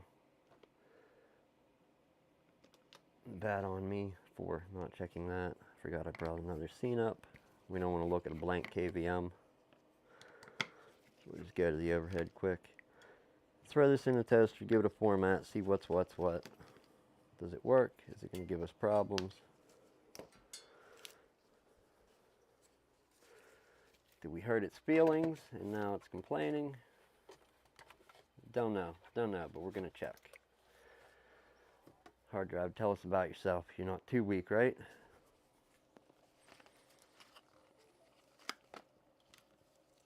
I heard a ding on the other computer, that's good.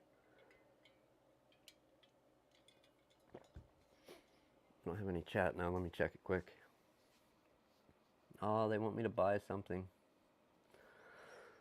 They want me to buy it. Okay, so we do, ooh, look at that. What is that? What are you?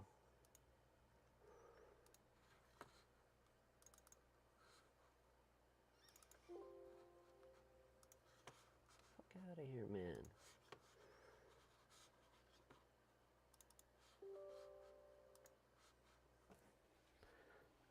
Oh no, should solve your problem. And also, while we have the hard drive out, just to see if we still get the same error code or something else, we will, is that the USB one? It is. We will, how do I want to say it?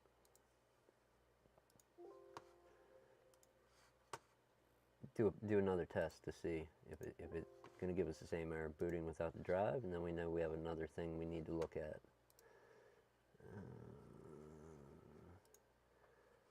Boy, I definitely don't know. We're gonna leave it.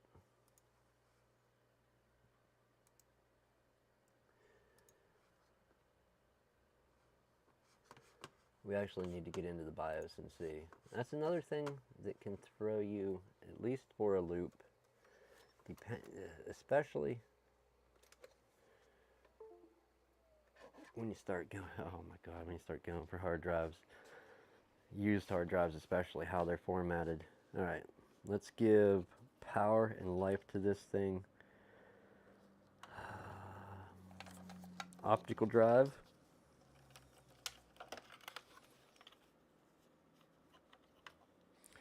Plug it back in. We're fairly certain it wasn't complaining about it, but can't be too sure. We're just going to prop it, make it feel like it's part of the system for right now. Not the main focus of the party, but you're at the party. So be happy. Alright. Going for power on. It's doing its checks.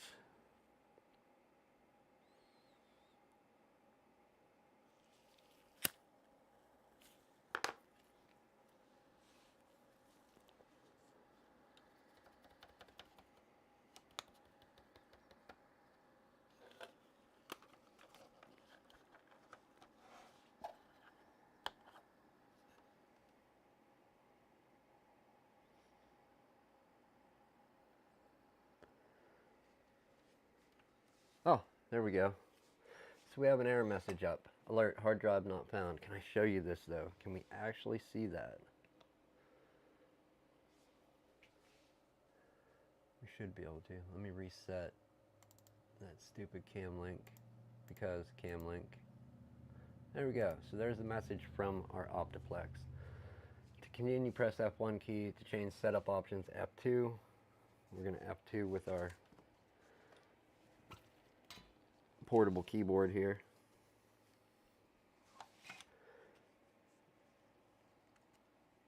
And jump into our BIOS. Let me make that a little bigger so everybody's not squinting at a tiny screen. Where we at? We're on that one. And we'll do that. Let's drop that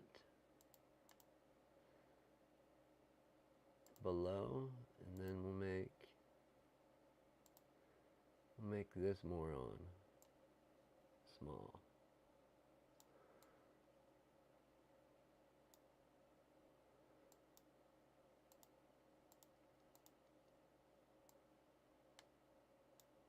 There we go. So we're just going to go through some BIOS settings quick.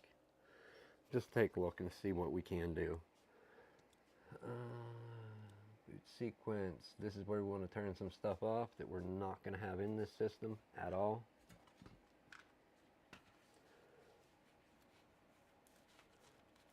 Or not that we're not going to have in it. Okay, so let's try and tie some stuff together real quick here. So older graphics cards. If you're going to be running UEFI, I wouldn't really bother with the older graphics cards because they only run basically with legacy. I haven't checked, I can't confirm if there's an option for running the AMD branded versus ATI branded ones on UEFI instead of legacy. Another thing is if it's going to be UEFI, basically it's UEFI or CSM. That's a real common what people call it. Do we need the other mouse? We do. We got the goopy.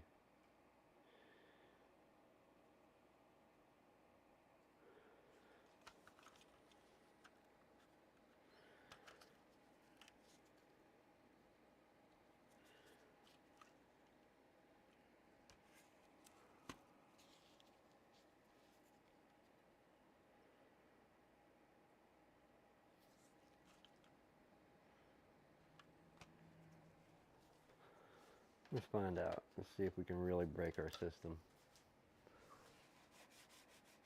Yeah, sad to say. We have to grab another mouse.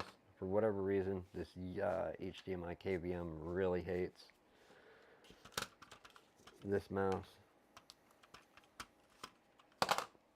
But it is the way it is.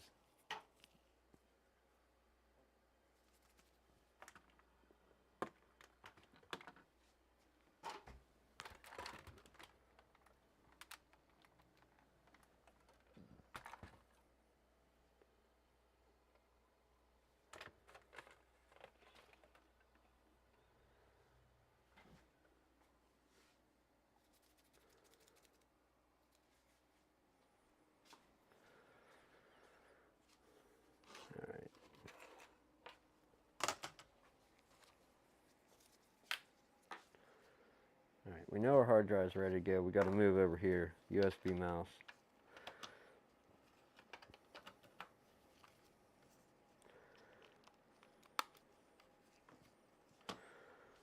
Let's see if it will stay on for more than a second. If not, we're going to have to get out Old Faithful and use it.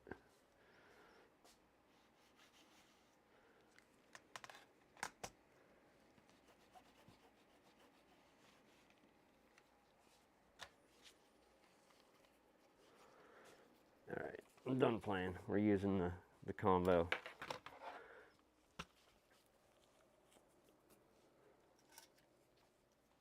We can just keyboard through it, yes. How much fun is that when you should be able to use a mouse? Alright, let's see if we can get this guy to work. Generally, this is BIOS friendly. This is an old Logitech combo. It has a trackpad right on it. We may have to reboot though. Unless, are we frozen? Are we frozen? No, we're not. Alright, keyboard it is.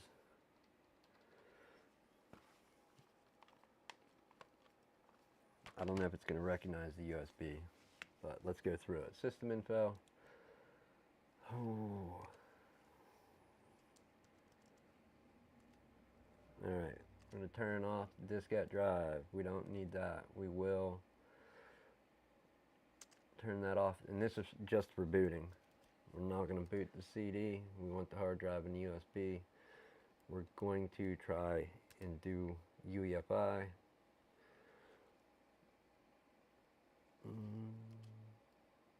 Where'd it tab to? Apply. Enable legacy option ROMs. Okay, so that's a possibility. You may eventually be able to, once you get Windows in, you may be able to throw a graphics card in and get it to run that way. I forgot about that setting. Date time 11/9. Is the date right? 11/9/2022. 8:06. Close enough. It's 8:13. System config. Enabled.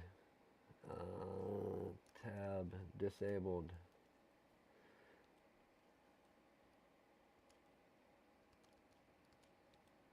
SATA. HCI drives 0 and 1 would be our optical and hard drive. Best practice, enable smart. Alright, audio, yes, security.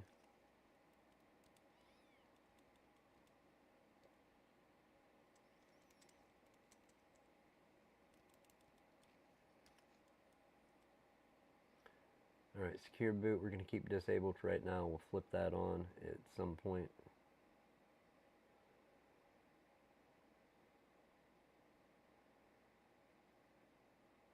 Okay, yeah. So there we go. There's the option. We can't use secure boot. It even tells you right there if you read the screen. If you want to use secure boot, where is that option? Right there. We're going to have to turn that off. So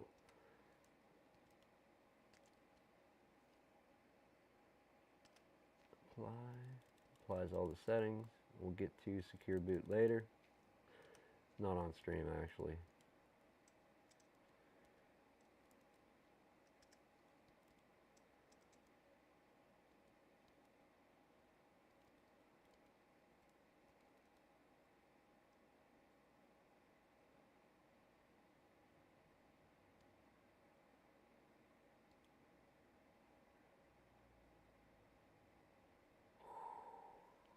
Yeah, we're going to disable that.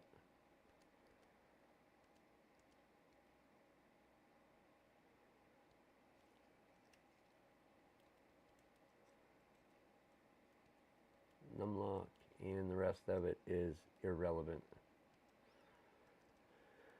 Okay.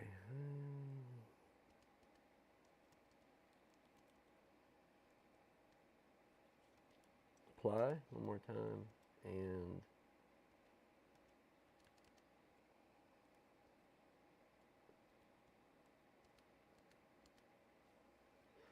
exit.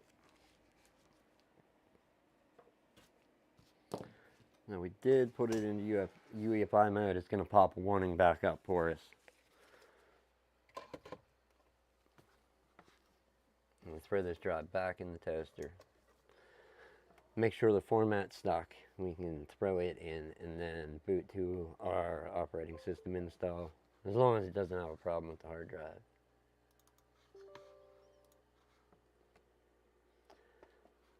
Alright, good enough. Let's go.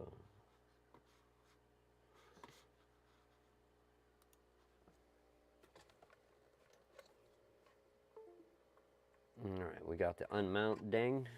Let's go. Back in it goes, and we have the error message back up.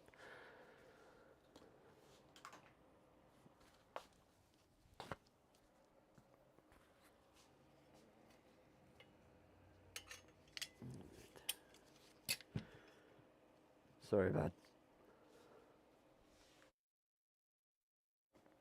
about chat. I can't see it right now. It's on my laptop. I don't have it up on my main screen where I read it, because that got commandeered by the KVM.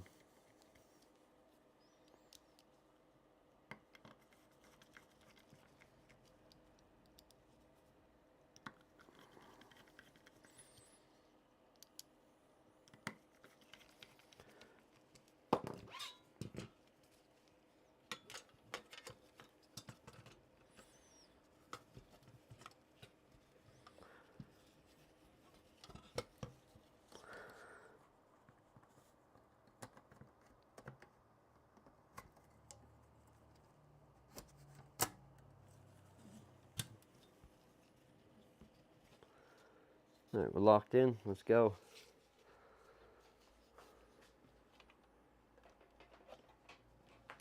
Pull the power.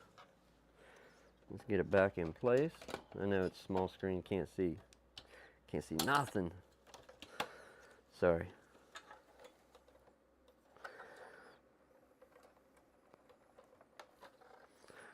Alright. SATA data. SATA data. Just pick one. Whatever applies wherever you are. Alright, with any luck, we're going to boot into an OS install right here, right now. With any luck. Let's grab it. We know what's kind of enabled and what's not. Let's go for it.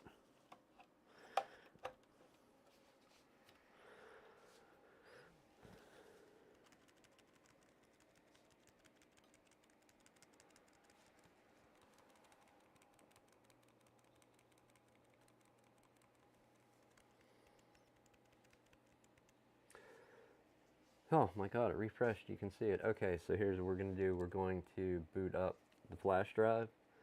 You can't really see all of it, but let's do it.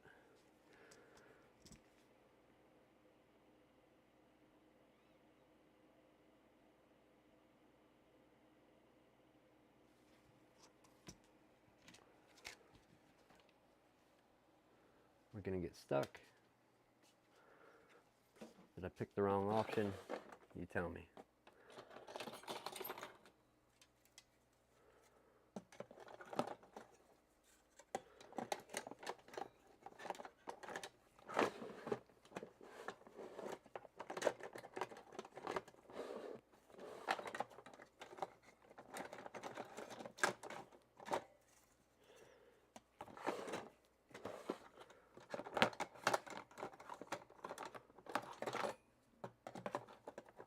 Is this be a total nuisance night because I pulled cards out of the drawer?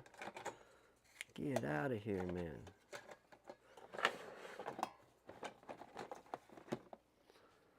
Alright, we made it to a Windows install screen. I wasn't watching, nobody told me. And our mouse is back to functioning normal. Same dongle, same everything. Perfect.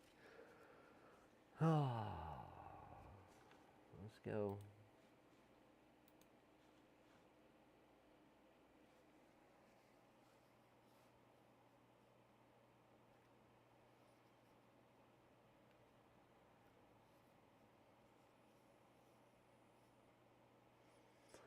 Instead of it starting.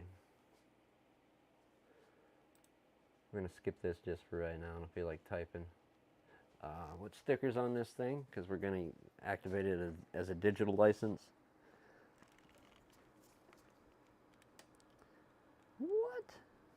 This is a low-grade Optiflex. That's only Home Premium on there. Usually they had Pro. Alright, we'll do Windows 10 Home. Fine. Go with it. Space bar, enter, down arrow, enter, enter. You're going to use the whole drive. 250 should be enough for PAP. I don't see him hoarding large amounts of data. If you want to see the drive that I wrote on earlier, we never did check it out too much, but it is a good old Seagate. We had to go with a Seagate to go in. But check it out. Look at the size on that monster here. I'll set it down so it hopefully focuses nice and clear.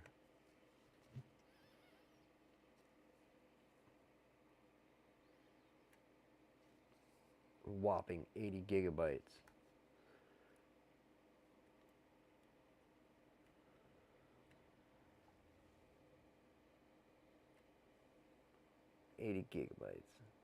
Massive hard drive, and that is the one that we went ahead and wrote on earlier. The AW 80. I can't believe it. 80 gigs, man. This thing was about, the little stupid partitions were packed. We'll grab the data off that probably tomorrow. I don't feel like playing with it now. Our installer's gone. We can throw the keyboards out of the way. I'm going to take a quick look at this phone. And when this gets to a reboot, well, should we look at it? Yes. We'll take a look, see. Right there it is. Okay. So we have that. What if we go there? Yeah.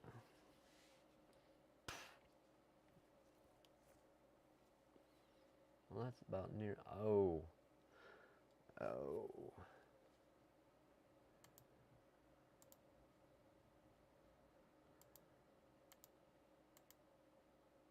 Grab all this shit that's in the way.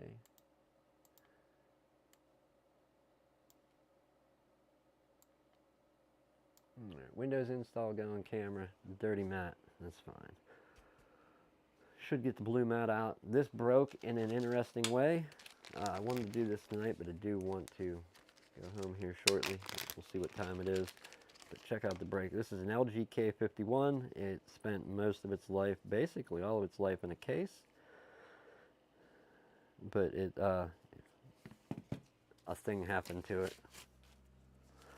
So let's grab some gloves and see what's what. Redo our gloves quick here in a moment. I'll let my hands cool down. Install is going well. We can also take this moment and open the box. I want to see what's in the box.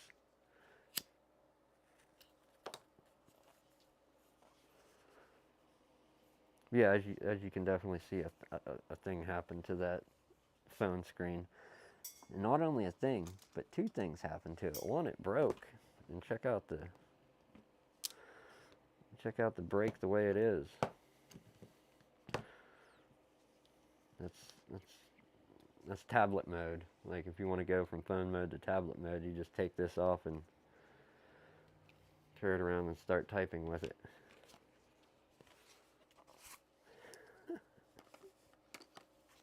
Oh shit. Whatever savages are still out there, my goodness.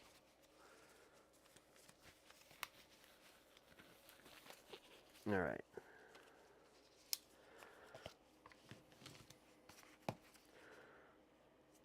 So I was going to take time and clean this up. Get the glass off the camera. You know, clean the edge up real nice and take and B7000 a new screen in there. And I noticed a couple of things. One, there's literally no adhesive on the back of this screen, and this is the original screen that came stock. It's never been replaced or repaired. This is the screen that came out of the phone. That's one thing, no adhesive, so the only adhesive is around the edge. And two, the ribbon cable tucks in here, so you have to go through the back of the phone to plug the new screen in. Yeah. Fun day Wednesday. Not fun day Sunday. So, at that point, I started asking myself a question. I quoted the customer a price on getting the screen replaced, along with, or not along with, just with getting the screen replaced, what it would cost for the labor, and to get the cost of the screen.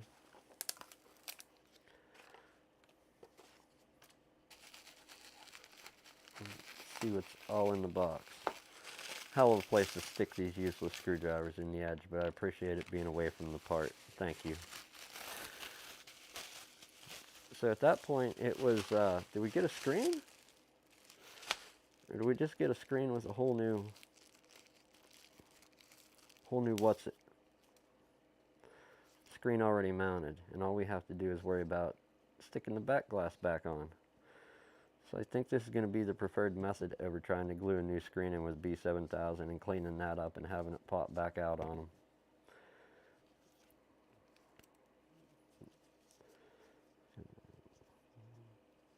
We could go for the double decker. No, that's a bad idea. Don't let them hear you think that. It's a real bad idea.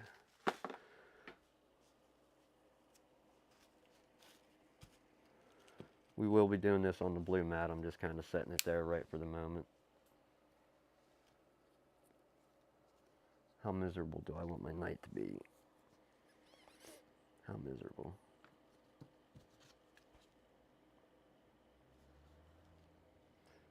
Oh shit. Nobody told me Windows was booting? What the hell? It's fucking useless. Get out of here.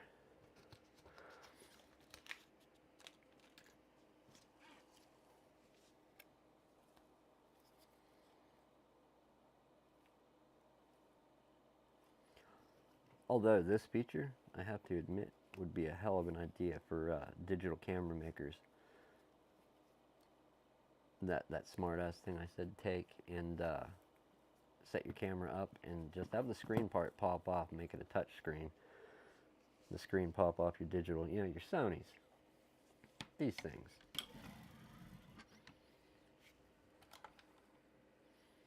Have your screen just pop off. Yeah, okay, whatever, charge a couple $100 more for the camera, but have it pop off so you can carry it around, adjust some settings, let it fully control the camera, and take your photo. That way you have to find another way to do it. Getting ready, I say we're going to have a working computer. We're obviously going to have to do an Intel burn test, some type of stability testing. Not worried about doing that all here. I can do a short on it once it's complete. Excuse me. How bad do I want to take this? Is that glass?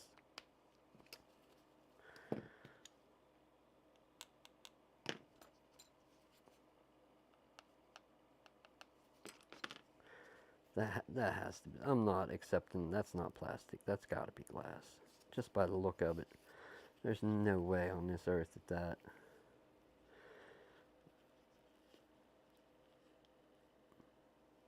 Trying to catch a light sheen.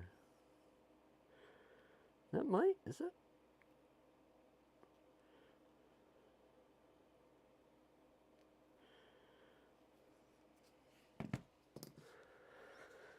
Time for the Google.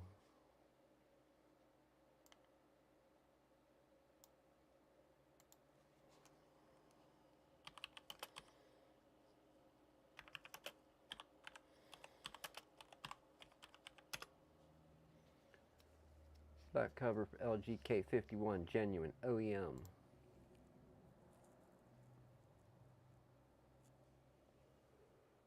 What can they tell me about it?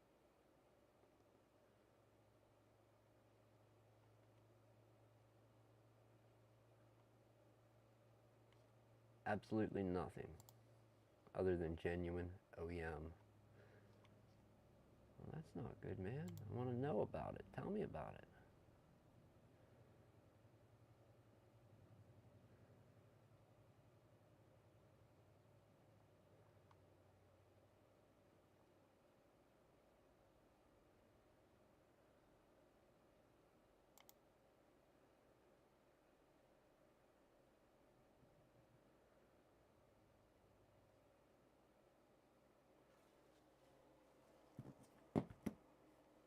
3 in the flash. 1, 2, 3 in the flash. That's it.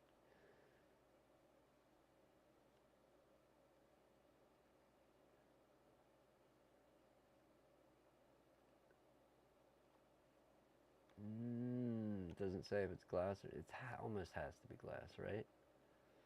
I know like the Samsung A50 or A51, something like that, had glass or plastic on the back, like real flexible plastic that looked like glass.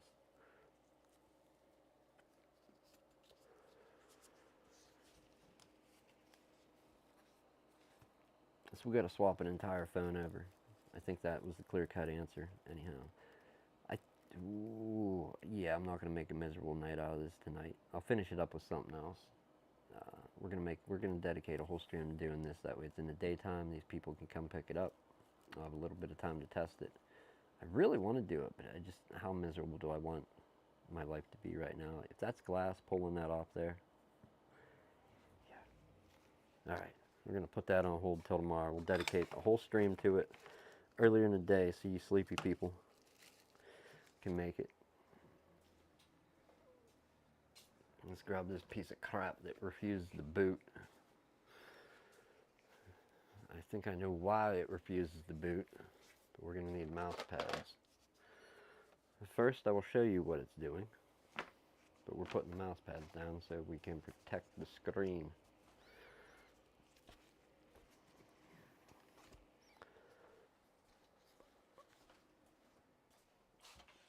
All right, and then we need one of them things that powers it.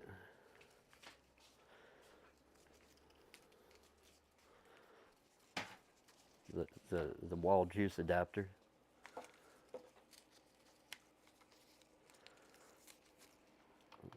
Plug that in. Go that way. Make my screen small again.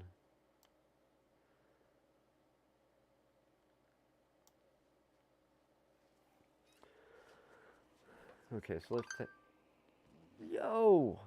take notice. We get power light. All right, I'll just move the camera. I'm not going to move the damn computer each time. So we get power light. Can you see that power light? Look at the power light. Looking at the circle, you get 2 for looking at that circle. It was below waist. All right. Also, let's take some other notes. We get power light when we unplug power light. It really gets nothing. We get nothing. No orange, no nothing. Let's try and hit the button and unplug. Okay, so nothing. I believe we got a battery failure and it's keeping it from turning on.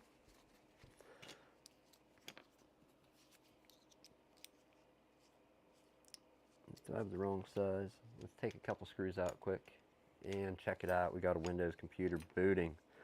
That's good news, Pop. We got your computer. In the upper right portion of the screen has been where your computer is displaying as it's doing its setup. So let's wind these few out. So if we have a battery failure, and we could confirm it by keep trying to play and play and play and play with it, right? You could try to do that.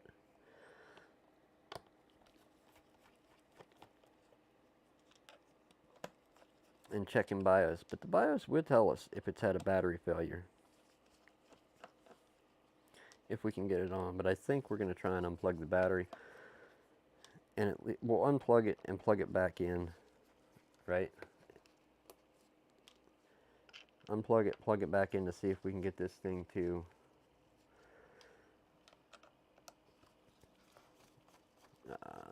at least post and go into BIOS.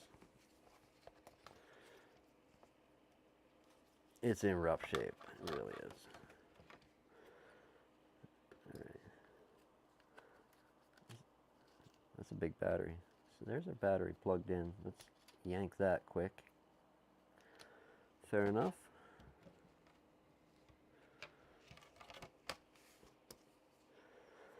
Now, let's be ready.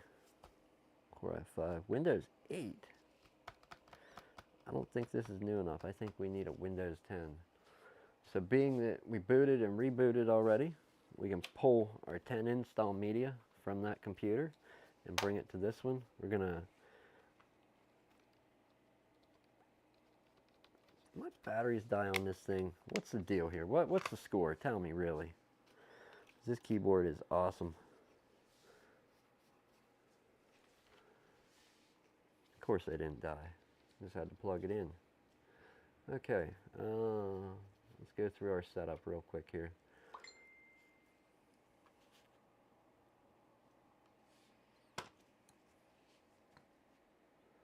US, yes, that'll be US. We're going to skip. I don't need another language. We're not getting that crazy tonight.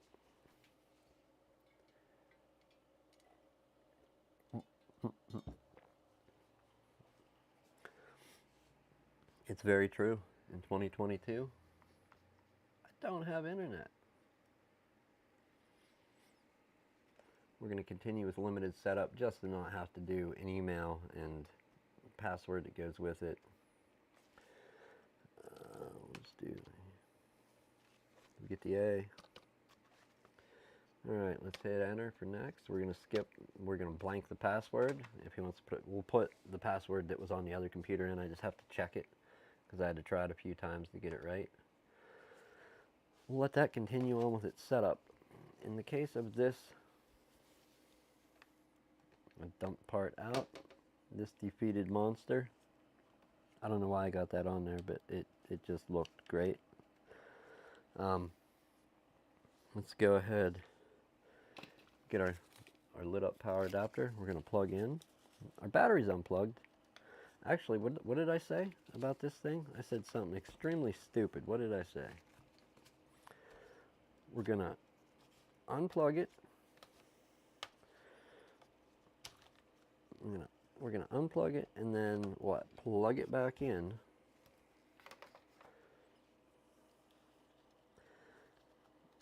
Enough to reset the RTC. Is there a battery under there? No batteries?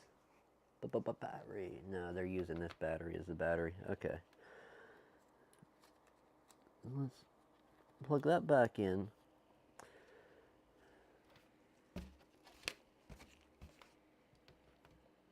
I've seen a few of these in my lifetime. They were an expensive computer. Not many people had them. I mean, okay, businesses had them. We're not going to go crazy in case we got to get back in there. We should have reset the real-time clock by now with that move. And this is the one I'm going to end the stream with. Oh, I'm slacking. Except give Windows all the telemetry at once to report everything. Pep does. We'll knock the hell out of that before we give it over, though. We'll go in there with a couple tools or PowerShell and just rip the hell out of it. Alright, battery's plugged back in. We got to put that piece back in. That's aerodynamic something or other for the thing. Let's find out that I need a USB keyboard. USB keyboard. Where'd I put it? I'll look incredibly dumb. What did I do with that USB keyboard? Tell me. There it is. For whatever reason, this kind of recent piece of crap doesn't like wireless keyboards on initial setup. Could be wrong. But battery's unplugged and plugged back in.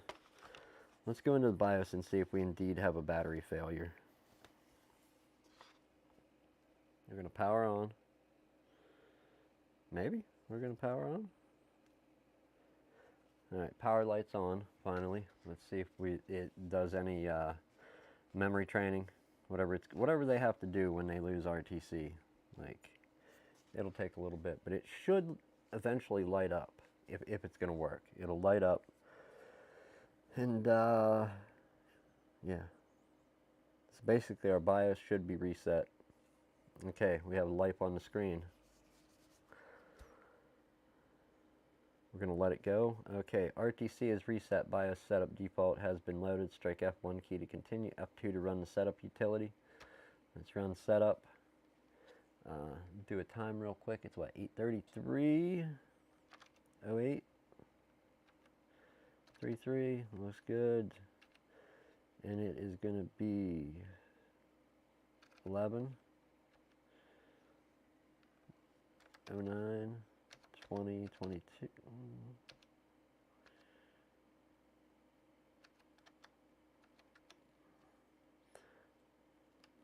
Is numlock not on?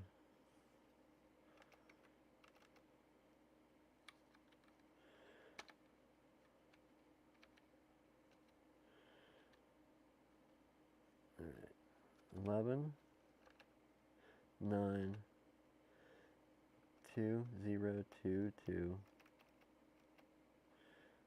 What is going on here?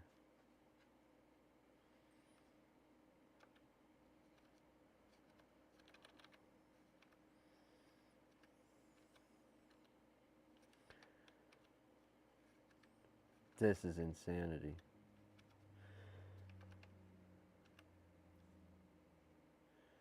I can't arrow either way.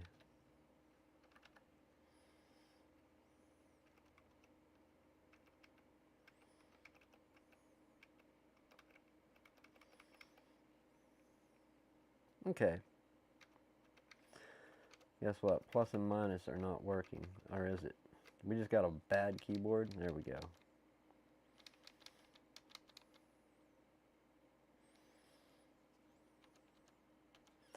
Wednesday, 11/9/2022. Exit, save changes. Yeah, we're not going to save yet. Let's try and find our battery, see what's going, what's good. UEFI, all right, it does see my UEFI install media. That's good. You can't see this. I don't have any. Do I have an out? That would be super cool. I don't think I do. No, I don't. So we got to suffer with it like this. Basically, it's going to be good. Secure boots off for right now. Ooh, is it? Is it? I don't see a charging light, Dell. Oh, battery health. This battery is performing normally. Did we actually plug it back in? Okay, we're gonna restart and come back into the BIOS. Save changes and exit.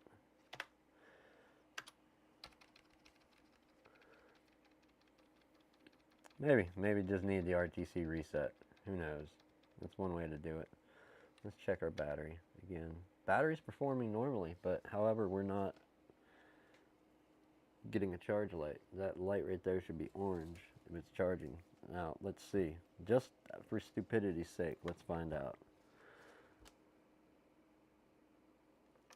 It's staying on, staying on.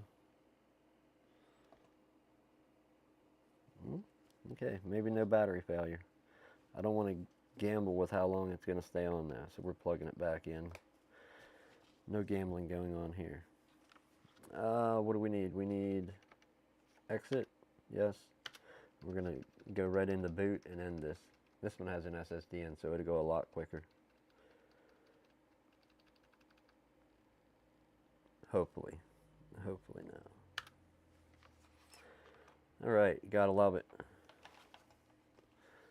Gotta love that one when they do that.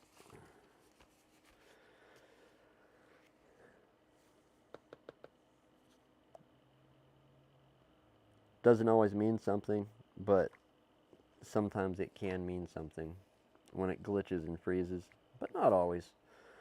Sometimes that is incompatible and you're going to need to switch from UEFI to an MBR setup. Not all Windows install media will be for either or. Sometimes you gotta, or they may. I'm not sure about that, but as far as how your hard drive is formatted and the whole UEFI thing and whatnot. Where's the mouse and keyboard for this thing?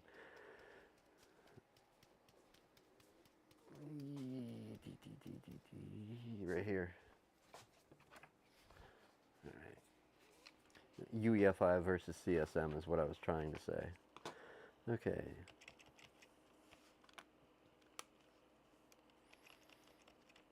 Okay, so evidently dead batteries. Let's find out.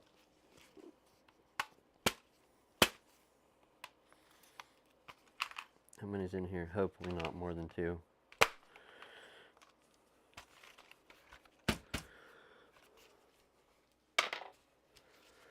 And let's throw 2 of my very dead rechargeable AAAs in. Let's see, was it a battery issue?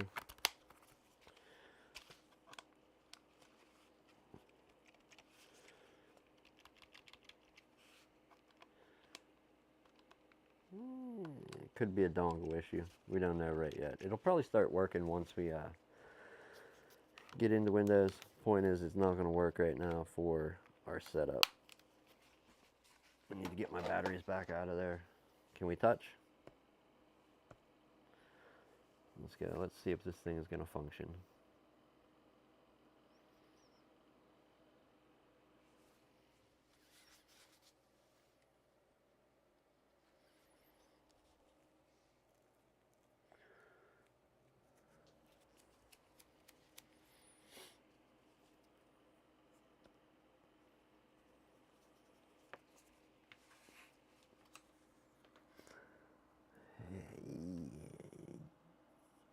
Fuck you tell, just Windows 8, it doesn't say Pro. Very good.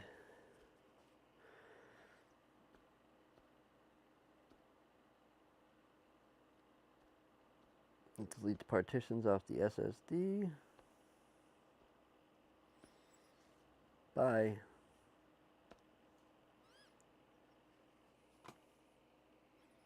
Alright, 2 Windows installs. I'm going to let that run through. It's probably going to be annoying and get back to us before we can get this done. Plus it's also, you know, touchscreen leaning against me. What could go wrong?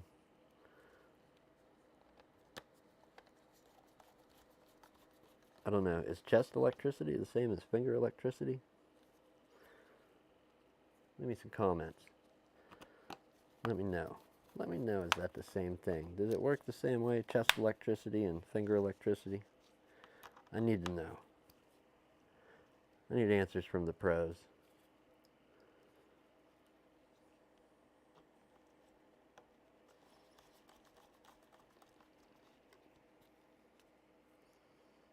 Hey, my trial's almost up for the Magic Mouse Utilities driver thing on my laptop. I'll be uninstalling you as soon as I get you home. You took what used to be freeware and made it payware, or actual software. It used to be free. Now you have to buy it? A driver? To use an Apple mouse on a computer? I just needed it for a minute, man. I forgot my mouse at home, and you want me to buy it? Shit, no, I'm not buying that. We left out the aerodynamic thing. That's fine. I don't mind. Actually, I think it's just like a shield in case you were to splash something in the grill area there. We're not going to actually be throwing any liquid at this particular area. We'll get the other side where the shield's still in. We'll test it over there, close to the cooling fan and the fin stack.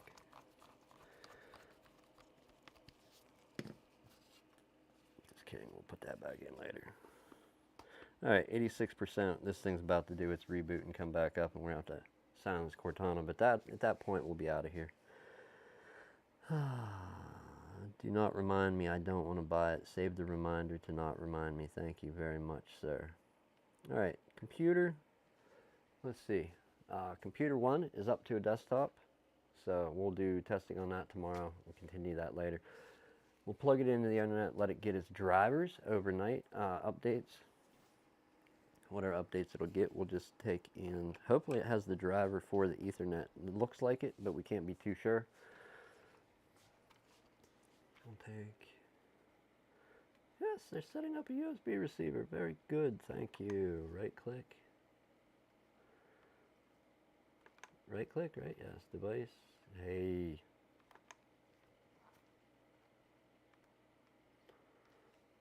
Device manager.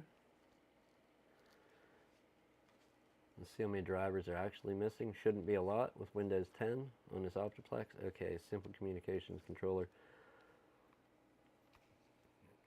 Do they have card readers on these? I don't think so. No, there's something dumb missing.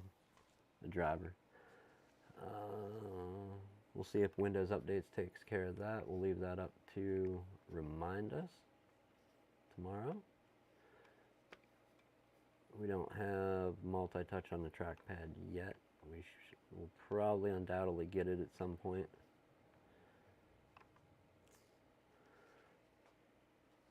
Updates and security. Look at them already on the way down. No, we do. We do have two-finger scrolling. It's just tough and gloves. Okay. We're not going to get Windows 11. This thing's from 2012. Are you kidding me? There we go. We got some updates underway. Perfect. All right. I dig it. We have another one getting ready. Ready for tomorrow. I think we'll put this aerodynamic splash guard back in. And, yeah. LG K51. We got to get the screen working on it again tomorrow, but not that portable screen. They want a permanent screen. So I think just for better use factor, we don't